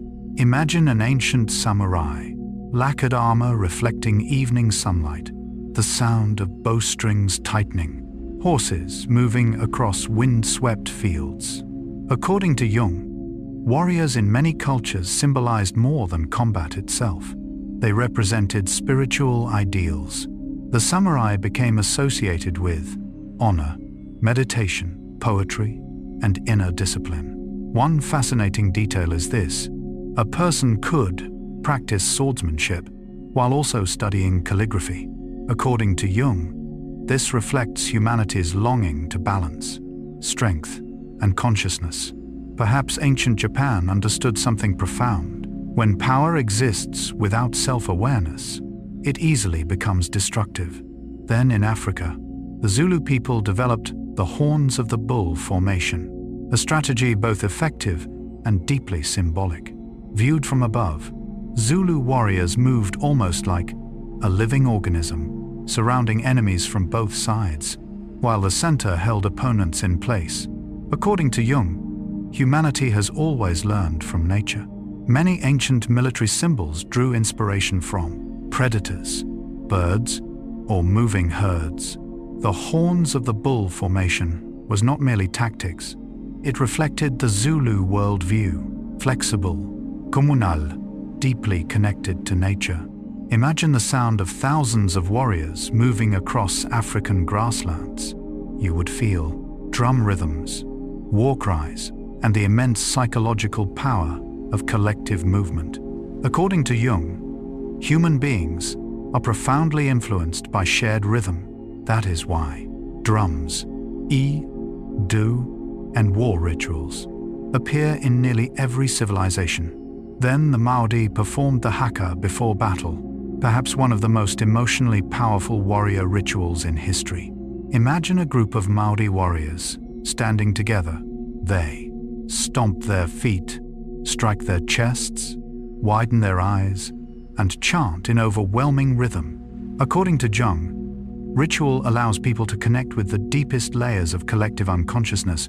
The haka was not merely intimidation. It also helped warriors synchronize emotions, release fear, and transform many individuals into one united spirit. There is something deeply primal about that image, as though humanity were awakening. Ancestors, memory, and instinctive strength sleeping within itself. Then, in Central America, the Aztecs viewed warfare in an entirely different way. For them, war was not only about territory. It was tied to religion and cosmic order. The practice of capturing prisoners for sacrifice may seem alien today, but according to Jung, ancient societies often interpreted existence through symbolism and spirituality more than modern logic. The Aztecs believed the universe itself required ritual and sacrificial blood to continue. This reveals something important. Warfare has never been only warfare. It always reflects how humans understand life, death, and their place within the cosmos. Imagine Aztec pyramids beneath a deep, crimson sunset. The atmosphere feels magnificent, terrifying, and profoundly ceremonial. According to Jung, that mixture itself gives collective symbols their power. Then in Scotland, Highlanders marched into battle alongside bagpipes. Imagine mist-covered hills, cold wind crossing grasslands, then the sound of bagpipes echoing through wide open space. The music feels mournful, powerful, haunting. According to Jung, music directly affects collective emotion. In Va, sound is not merely communication. It becomes psychology, memory, spiritual strength. Bagpipes helped warriors feel they belonged to something greater. Their ancestors remained present, and personal fear became smaller. This appears throughout the world. Human beings have always used flags, feathers, body paint, symbols, and colors as forms of psychological power. According to Jung, symbols are the oldest language of the human mind. A single feather upon a warrior's head might symbolize our courage, status, or connection to the divine. War paint was not merely decoration. It helped people step beyond their ordinary identity and become warriors. Perhaps this reveals something profound about warfare itself. It has always been a collective psychological experience, not merely clashes between armies, but conflicts between beliefs, symbols, and cultural identities. If we look deeply enough, we realize warfare took different forms within every civilization, because each people feared different things, honored different ideals, and dreamed different dreams. According to Jung, the collective unconscious of each culture creates myths, rituals, and heroic archetypes unique to itself. Perhaps that is why samurai were not Spartans, Maori were not Zulu, and the Aztecs were not Scottish Highlanders. Yet beneath all those differences, they reflected the same ancient human need to find meaning, belonging, and identity within an uncertain world. One deeply moving truth is this: even in war, human beings continued creating beauty, ritual, and symbolism, perhaps because the human soul cannot survive through survival alone. We always need stories, image, and the feeling that we belong to something greater than ourselves. And perhaps, tonight, while imagining Spartan warriors beneath the Greek sun, samurai drawing bows through autumn winds in Japan, the haka echoing along New Zealand shores, or Scottish bagpipes drifting through Highland mist, we begin to understand that military history is not only a story about weapons, it is also the story of the souls of civilizations, the symbols people believed in, and the way every culture tried answering humanity's deepest question: who are we? Within the vast and ever-changing flow of human history, the final message. Perhaps, after traveling through the long history of human warfare, what remains deepest in our minds is not the sound of cannons, the great conquests, or the names of empires that once ruled the world, but this very quiet question: what is it that has truly caused humanity to keep fighting for thousands of years? From the perspective of Carl Gustav Jung, history is not merely a sequence of external events. It is also a mirror reflecting fear, desire, survival instinct, and the deepest hidden layers of humanity's collective mind.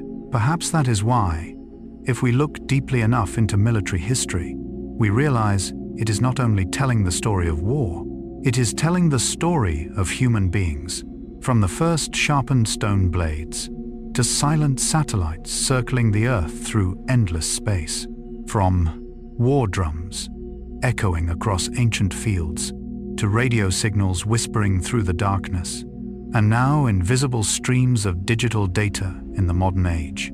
All of it reflects humanity's extraordinary creativity, its astonishing adaptability, and the immense price people have paid for conflict. If we imagine the very first person sharpening a piece of stone, perhaps they never imagined that tens of thousands of years later, human beings would build steel warships, hypersonic aircraft, or satellites orbiting beyond the atmosphere. According to Jung, survival instinct is one of the strongest forces within the human mind. When facing danger, hunger, or fear of extinction, human beings begin creating, and perhaps many military inventions throughout history truly began from one ancient question: how do we survive? If we look back across history, we see that war has always accelerated human development, not because war is beautiful, but because, during chaos, human beings are forced to adapt, learn, and innovate faster than ever before. There is something deeply contradictory about this. War brings loss, suffering, and destruction. Yet at the same time, it unintentionally pushes forward science, medicine, transportation, communication, and modern technology. According to Jung, the human soul always contains both light and shadow. Perhaps that is why the same intelligence capable of creating medicine can also create bombs. The same technology connecting people across the world can also be used for control and destruction. That is one of civilization's deepest paradoxes. Imagine a military hospital during wartime, lights glowing through the entire night, doctors moving quickly among hurried footsteps, the smell of antiseptic, and wounded people needing to be saved. Within such harsh conditions, medicine advanced rapidly. According to Jung, the closer humanity comes to death, the more deeply it understands the value of life. Perhaps that is why modern surgery, antibiotics, and emergency rescue techniques improved so dramatically during war. There is something both tragic and profoundly human about that. Even in darkness, people still tried to save one another. Then radar appeared. At first, it was created to detect enemy aircraft through the night. But after war, that same technology helped civilian planes fly more safely, humanity cross oceans more quickly, and the world become more connected. According to Jung, history moves in strange circles. Many things born from fear eventually become tools for peace. GPS is like that. The internet is like that. Technologies once developed for military purposes have now become natural parts of everyday life. If we look around the modern world, we see someone using GPS to find their way home, a family speaking across continents through video calls, or a patient saved by advanced medical technology. Few people think about how deeply connected these ordinary moments are to the distant shadows of war. According to Jung, history never truly disappears. It continues living inside technology, memory, and the very way humanity builds the modern world. One deeply reflective truth is this: every empire once considered powerful eventually became silent. Ancient battlefields now turn into grassy fields, quiet museums, or cities where children play beneath sunlight. Imagine an old tank resting beneath forest trees, moss covering its cold steel, rain falling softly upon rusted metal. No longer engines roaring, bombs exploding, or smoke filling the air. Only wind, birdsong, and the silence of time itself. According to Jung, time softens humanity's extremes. Things that once symbolized power, fear, and domination eventually become memory, symbols, and lessons. There is something deeply sad in realizing every empire disappears. Yet there is also something beautiful in it, because it reminds humanity that no power lasts forever, no victory survives eternally. According to Jung, only by understanding our fragility can human beings truly mature. Perhaps military history ultimately teaches exactly that. Not how to conquer the world, but how fragile the world truly is. If we look deeply enough, what humanity seeks after every war is not another war, but peace. A quiet dinner, a night without sirens, a city without smoke. According to Jung, people only fully understand the value of peace after living through chaos. Perhaps that is why the simplest things become the most precious. A warm bed, rain outside the window, a soft yellow light inside a small room. Those things were once the dream of millions during wartime. And perhaps that is the deepest lesson history leaves behind.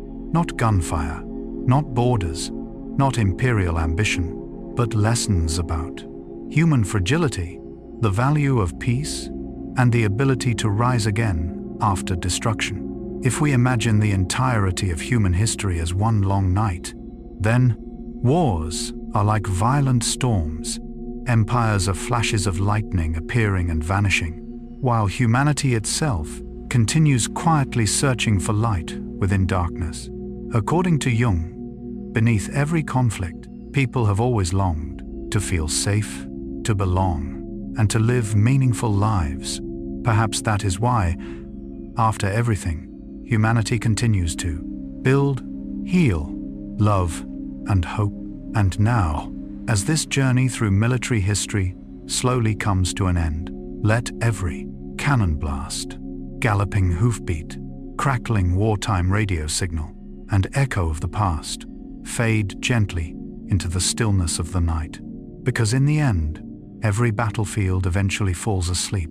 Every weapon eventually rests silently behind museum glass. What remains are only stories, memories, and one gentle lesson. Humanity has walked through far too much darkness, not to understand that peace is the most precious thing in the world, the daily life of soldiers.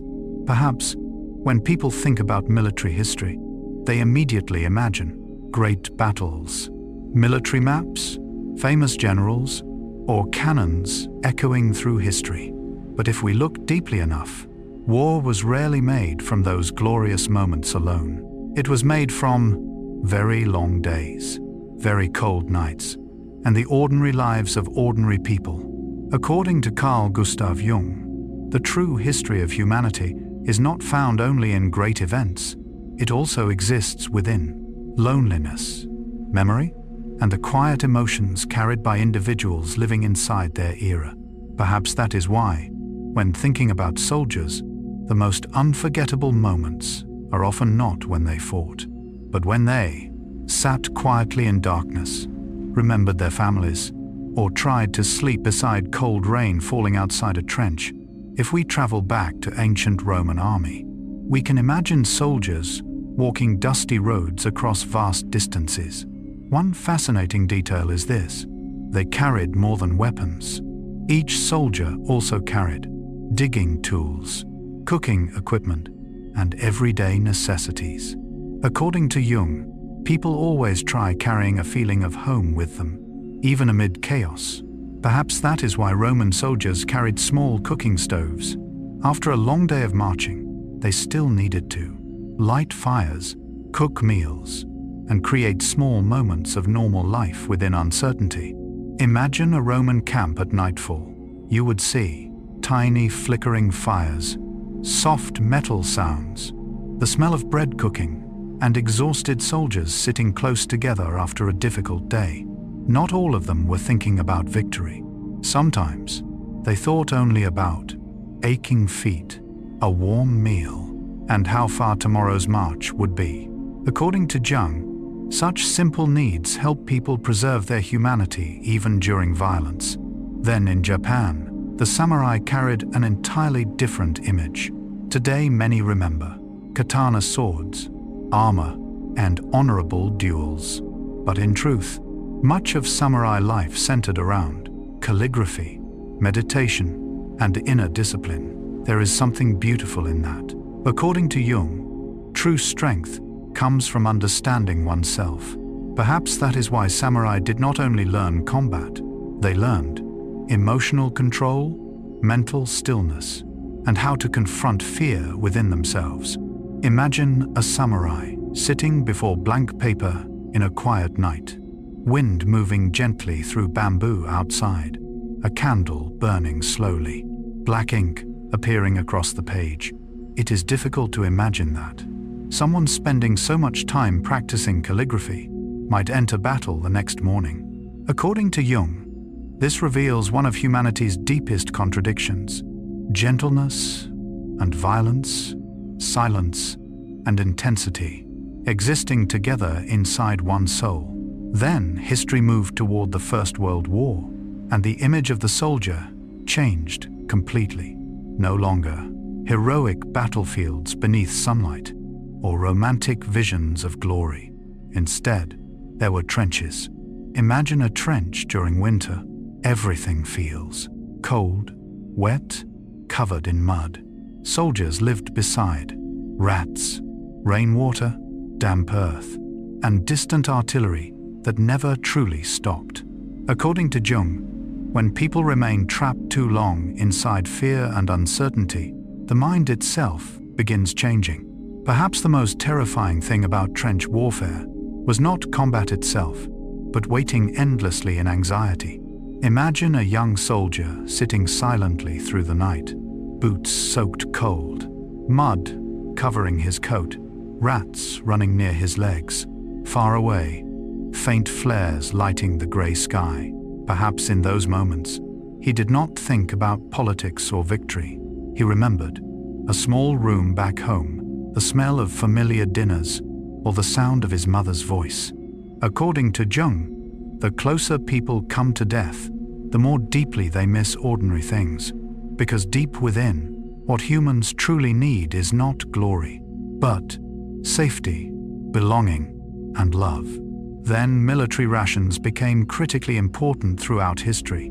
This may sound small, yet many campaigns failed, not because of lack of courage, but because of lack of food, water, and logistics. According to Jung, the human body constantly reminds us that, no matter how great our ideals become, we remain fragile creatures who still need food, sleep, and rest.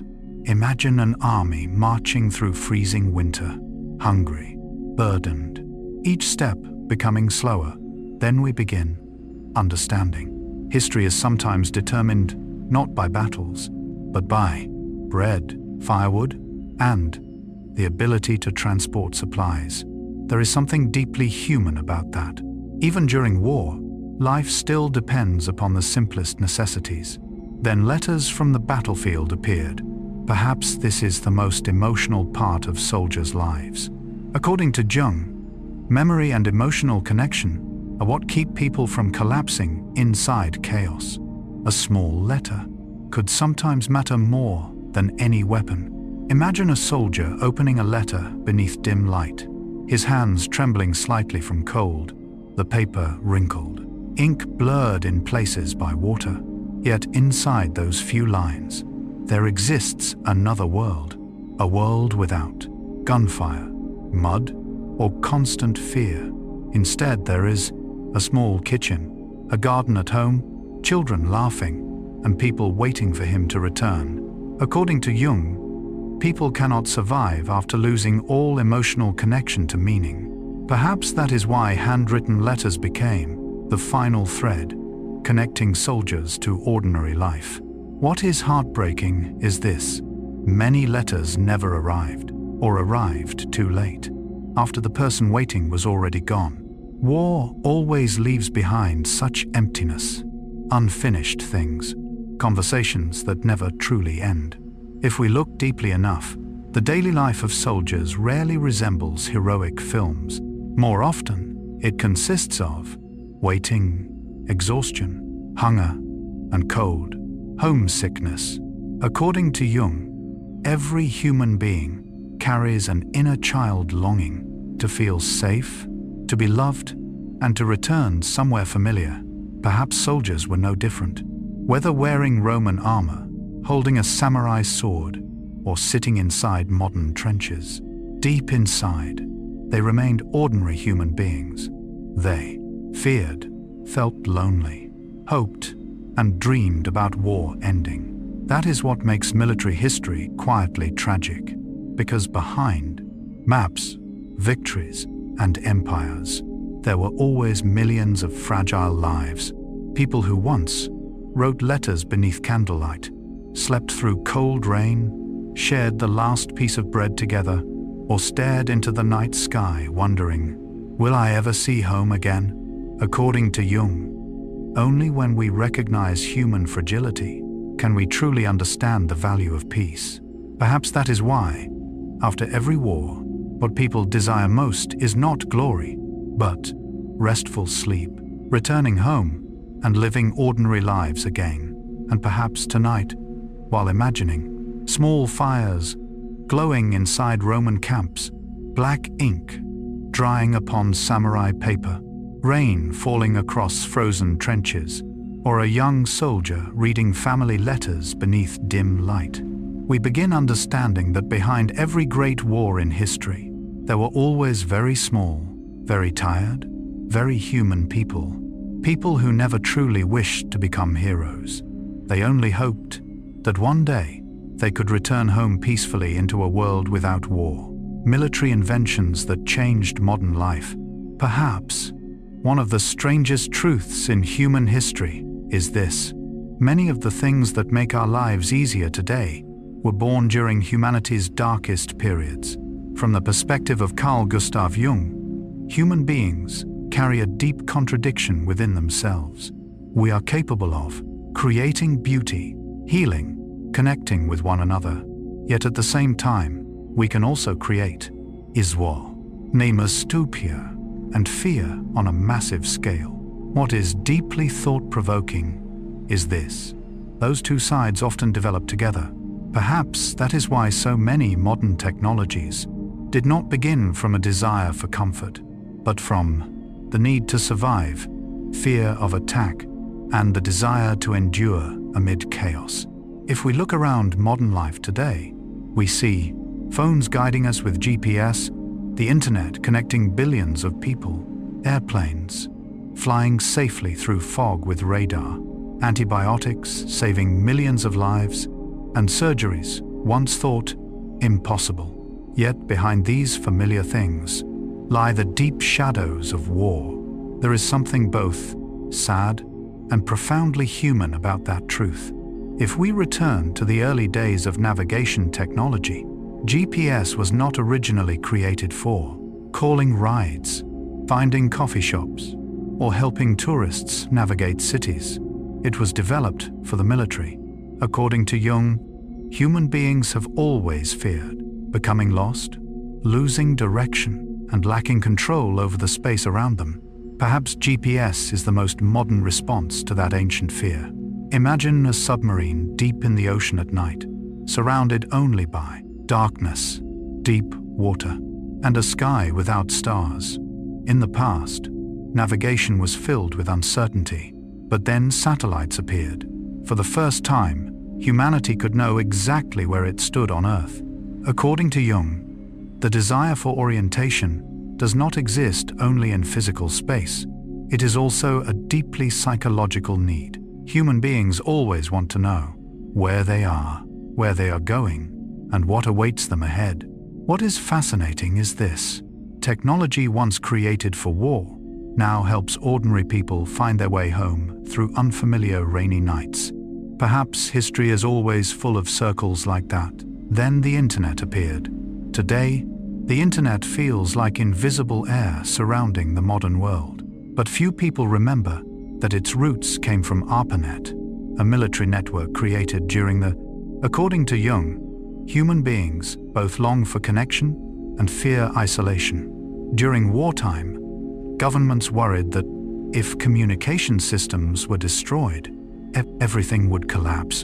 And so, a decentralized network was created to maintain communication even during crisis. No one at that time realized that decades later, that same technology would become a place where people talk, fall in love, study, work, and share everyday life. Imagine the first enormous computer rooms, green lights blinking softly through the night, fans running endlessly, cold rooms filled with cables. Few could imagine that, from those rigid military machines, would someday emerge online music, video calls, and loving messages sent through glowing phone screens. According to Jung, technology always reflects humanity's deepest emotional needs, and beneath every network, What people are truly seeking is connection. Then radar transformed the sky itself. Originally, radar was created to detect enemy aircraft, a technology born from fear of sudden attack. According to Jung, human beings always long to see danger before it arrives. Radar became almost like a new sense for humanity. Imagine a wartime radar room. Green light rotating slowly across a dark screen. Everyone silently watching small glowing dots. There is something deeply tense about that image. But then, after war ended, radar helped civilian aircraft fly more safely, pass through storms and fog, and connect the world faster than ever before. There is something quietly beautiful about that. A technology once designed for war eventually helped millions of people reunite, travel, and meet one another across oceans, perhaps even in humanity's darkest eras. People unknowingly plant seeds for a better future. Then penicillin appeared like a miracle during wartime. The first antibiotic had been discovered before war, but war itself pushed it into mass production. According to Jung, when humanity faces death on a massive scale, its desire to heal often grows even stronger. Imagine a field hospital during the Second World War, surrounded by hurried footsteps, dim lights, and the smell of antiseptic. In earlier centuries, even a small infected wound could kill a soldier, but penicillin changed that. For the first time, millions of lives suddenly had a chance to be saved. There is something deeply emotional about this. Even amid war, human beings never stop trying to save one another. According to Jung, the instinct to destroy has never fully erased the instinct to heal. Both exist side by side within humanity. Then military medicine advanced rapidly. Many techniques involving surgery, emergency response, blood transfusions, and intensive care improved dramatically during wartime, because war forced doctors to become faster, more creative, and more determined to save lives under impossible conditions.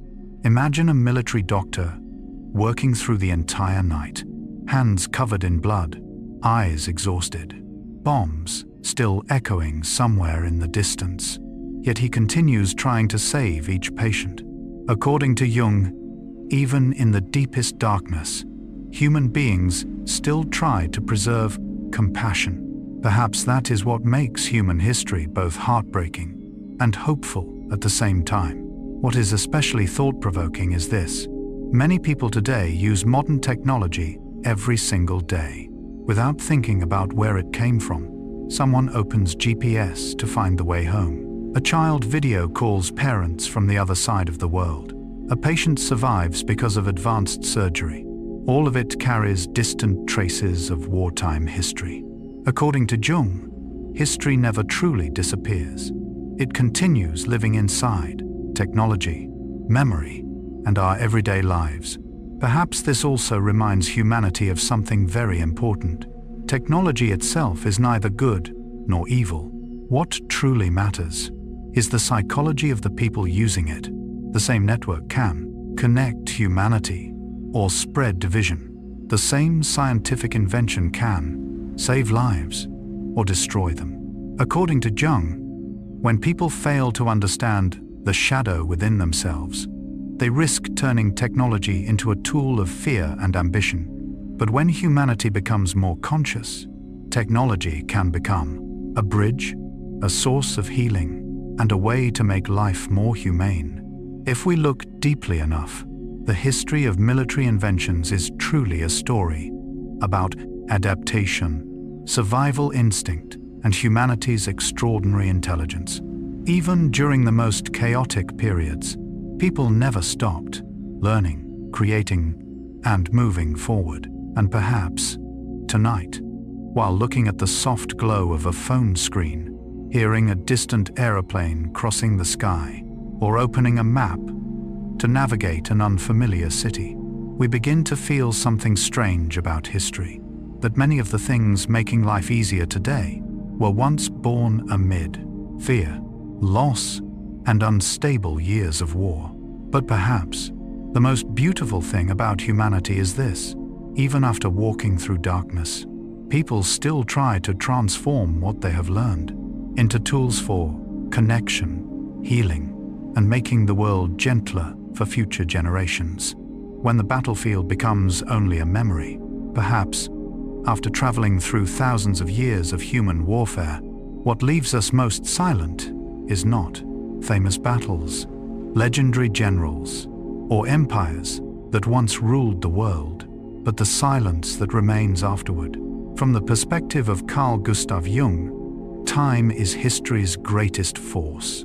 It causes walls to crumble, swords to rust, triumphant cries to fade, and even hatreds, once believed eternal, to slowly dissolve into memory.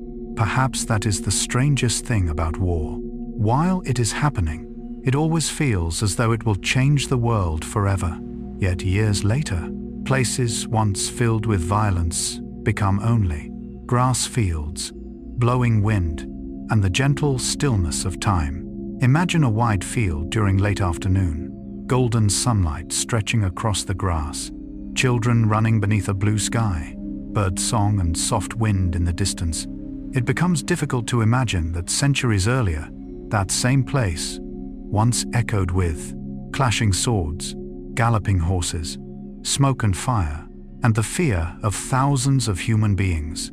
According to Jung, the human mind struggles to fully grasp impermanence. Empires always believe they will last forever, but in the end, all power becomes silent before time. If we return to ancient fortresses once considered invincible, many have now become undevisto, photography sites, or peaceful resting places for travelers. Walls that once terrified enemies now rest quietly beneath sunlight and climbing vines. There is something deeply sad, yet strangely beautiful, in that image.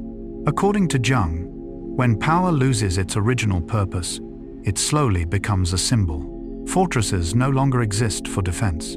They become memories made of stone, reminders of history, and evidence of humanity's fragility. Imagine an ancient fortress at sunset, orange light covering weathered stone, tourists' footsteps echoing softly through empty corridors. No more cannons, alarms, or soldiers standing guard. Only wind, birds, and the profound quietness of time. Perhaps this is how history slowly heals itself. Then rusting tanks remain abandoned beneath forest trees. Imagine a forest after war, trees growing through old steel, moss covering metal tracks, rain falling slowly upon faded armor. According to Jung, nature always carries the power of rebirth. Human beings create war, concrete, and machines. But eventually, time and nature quietly reclaim everything. There is a very silent beauty in that. A tank that once symbolized power, technology, and destruction ultimately becomes a place where birds build nests, vines grow through metal, and forests embrace it in silence. Perhaps nothing reminds humanity more clearly that all material power eventually falls asleep. Then former battlefields become cemeteries. If one has ever walked through a military cemetery, there is a unique kind of silence there. Not violent, not heavy, but deep and slow. Rows of white gravestones standing beneath a wide sky. Names, birth dates, death dates. Sometimes, the people buried there were only 19 or 20 years old. According to Jung, collective death leaves a deep mark upon humanity's unconscious mind. Perhaps that is why people naturally speak more softly in war cemeteries, as though everyone senses those places contain too many memories. Imagine evening wind moving through the gravestones, the last sunlight touching the grass. No more gunfire, no more battle flags, only stillness. And within that stillness, we begin to understand that behind every war, there are unfinished human lives. According to Jung, people are often swept away by ambition, ideology, and powerful collective emotions. But in the end, what remains deepest are always individual human stories. A son who never returned home, a letter never sent, a family waiting too long. Perhaps true history lives within those small things. Then time continues moving forward. The last surviving soldiers of great wars slowly disappear. If we think about that carefully, there is something fragile about it. One day, the final living person who experienced world wars, trenches, and the great conflicts of the 20th century will also be gone.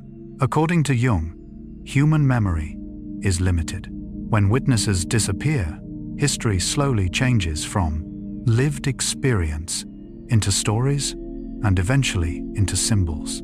This is both sad and necessary, because it is how humanity continues moving forward. Imagine an elderly veteran sitting quietly beside a window, afternoon light falling across aged hands. He once heard bombs exploding, wartime radio signals, and comrades' footsteps moving through darkness. But now, the world around him has completely changed. According to Jung, old age often reveals the temporary nature of all things. Perhaps many veterans near the end of life no longer think much about victory, medals, or glory. Instead, they think about those who were lost, the years of youth, and the rare peace that came after war. If we look deeply enough, every empire throughout history shared one thing in common. It believed itself immortal. Roman Empire, Mongol Empire, Napoleon Bonaparte, modern superpowers. Yet eventually, all maps change, all borders shift, all armies disappear. According to Jung, this reminds humanity that people can never fully control history. We are only very small parts of a much larger flow of time. And perhaps, after thousands of years of war, humanity's deepest desire has never truly changed. Not absolute power or eternal victory, but simply to live peacefully, to return home, and to sleep without fear. Perhaps that is why ordinary moments become so beautiful after war. A morning without sirens, children laughing in streets once destroyed, a cafe opening where trenches once existed. According to Jung, peace is often taken for granted until humanity loses it. And perhaps that is the greatest lesson left behind by the history of war. Not how to defeat enemies, but how fragile life truly is, how easily humanity can fall into darkness, and how precious peace really is. If we imagine this planet from very far away, two empires, battlefields, borders, and conflicts become incredibly small. Only Earth remains, quietly turning through the darkness of space. According to Jung, when people begin seeing beyond their own ego, they start understanding humanity's shared connection. Perhaps that is why every war eventually leads humanity back to the same question: how can we live together without destroying one another? And perhaps, tonight, while imagining battlefields now covered with green grass, ancient fortresses resting beneath evening light, rusting tanks hidden inside rainy forests, or rows of white gravestones beneath star-filled skies, we begin to understand the deepest truth history leaves behind, that every gunshot eventually falls silent. Every empire eventually sleeps. What remains is not power, victory, or hatred, but memory, lessons about humanity, and the gentle hope that someday future generations will know war only as a distant story, echoing softly within the sleeping memory of history itself.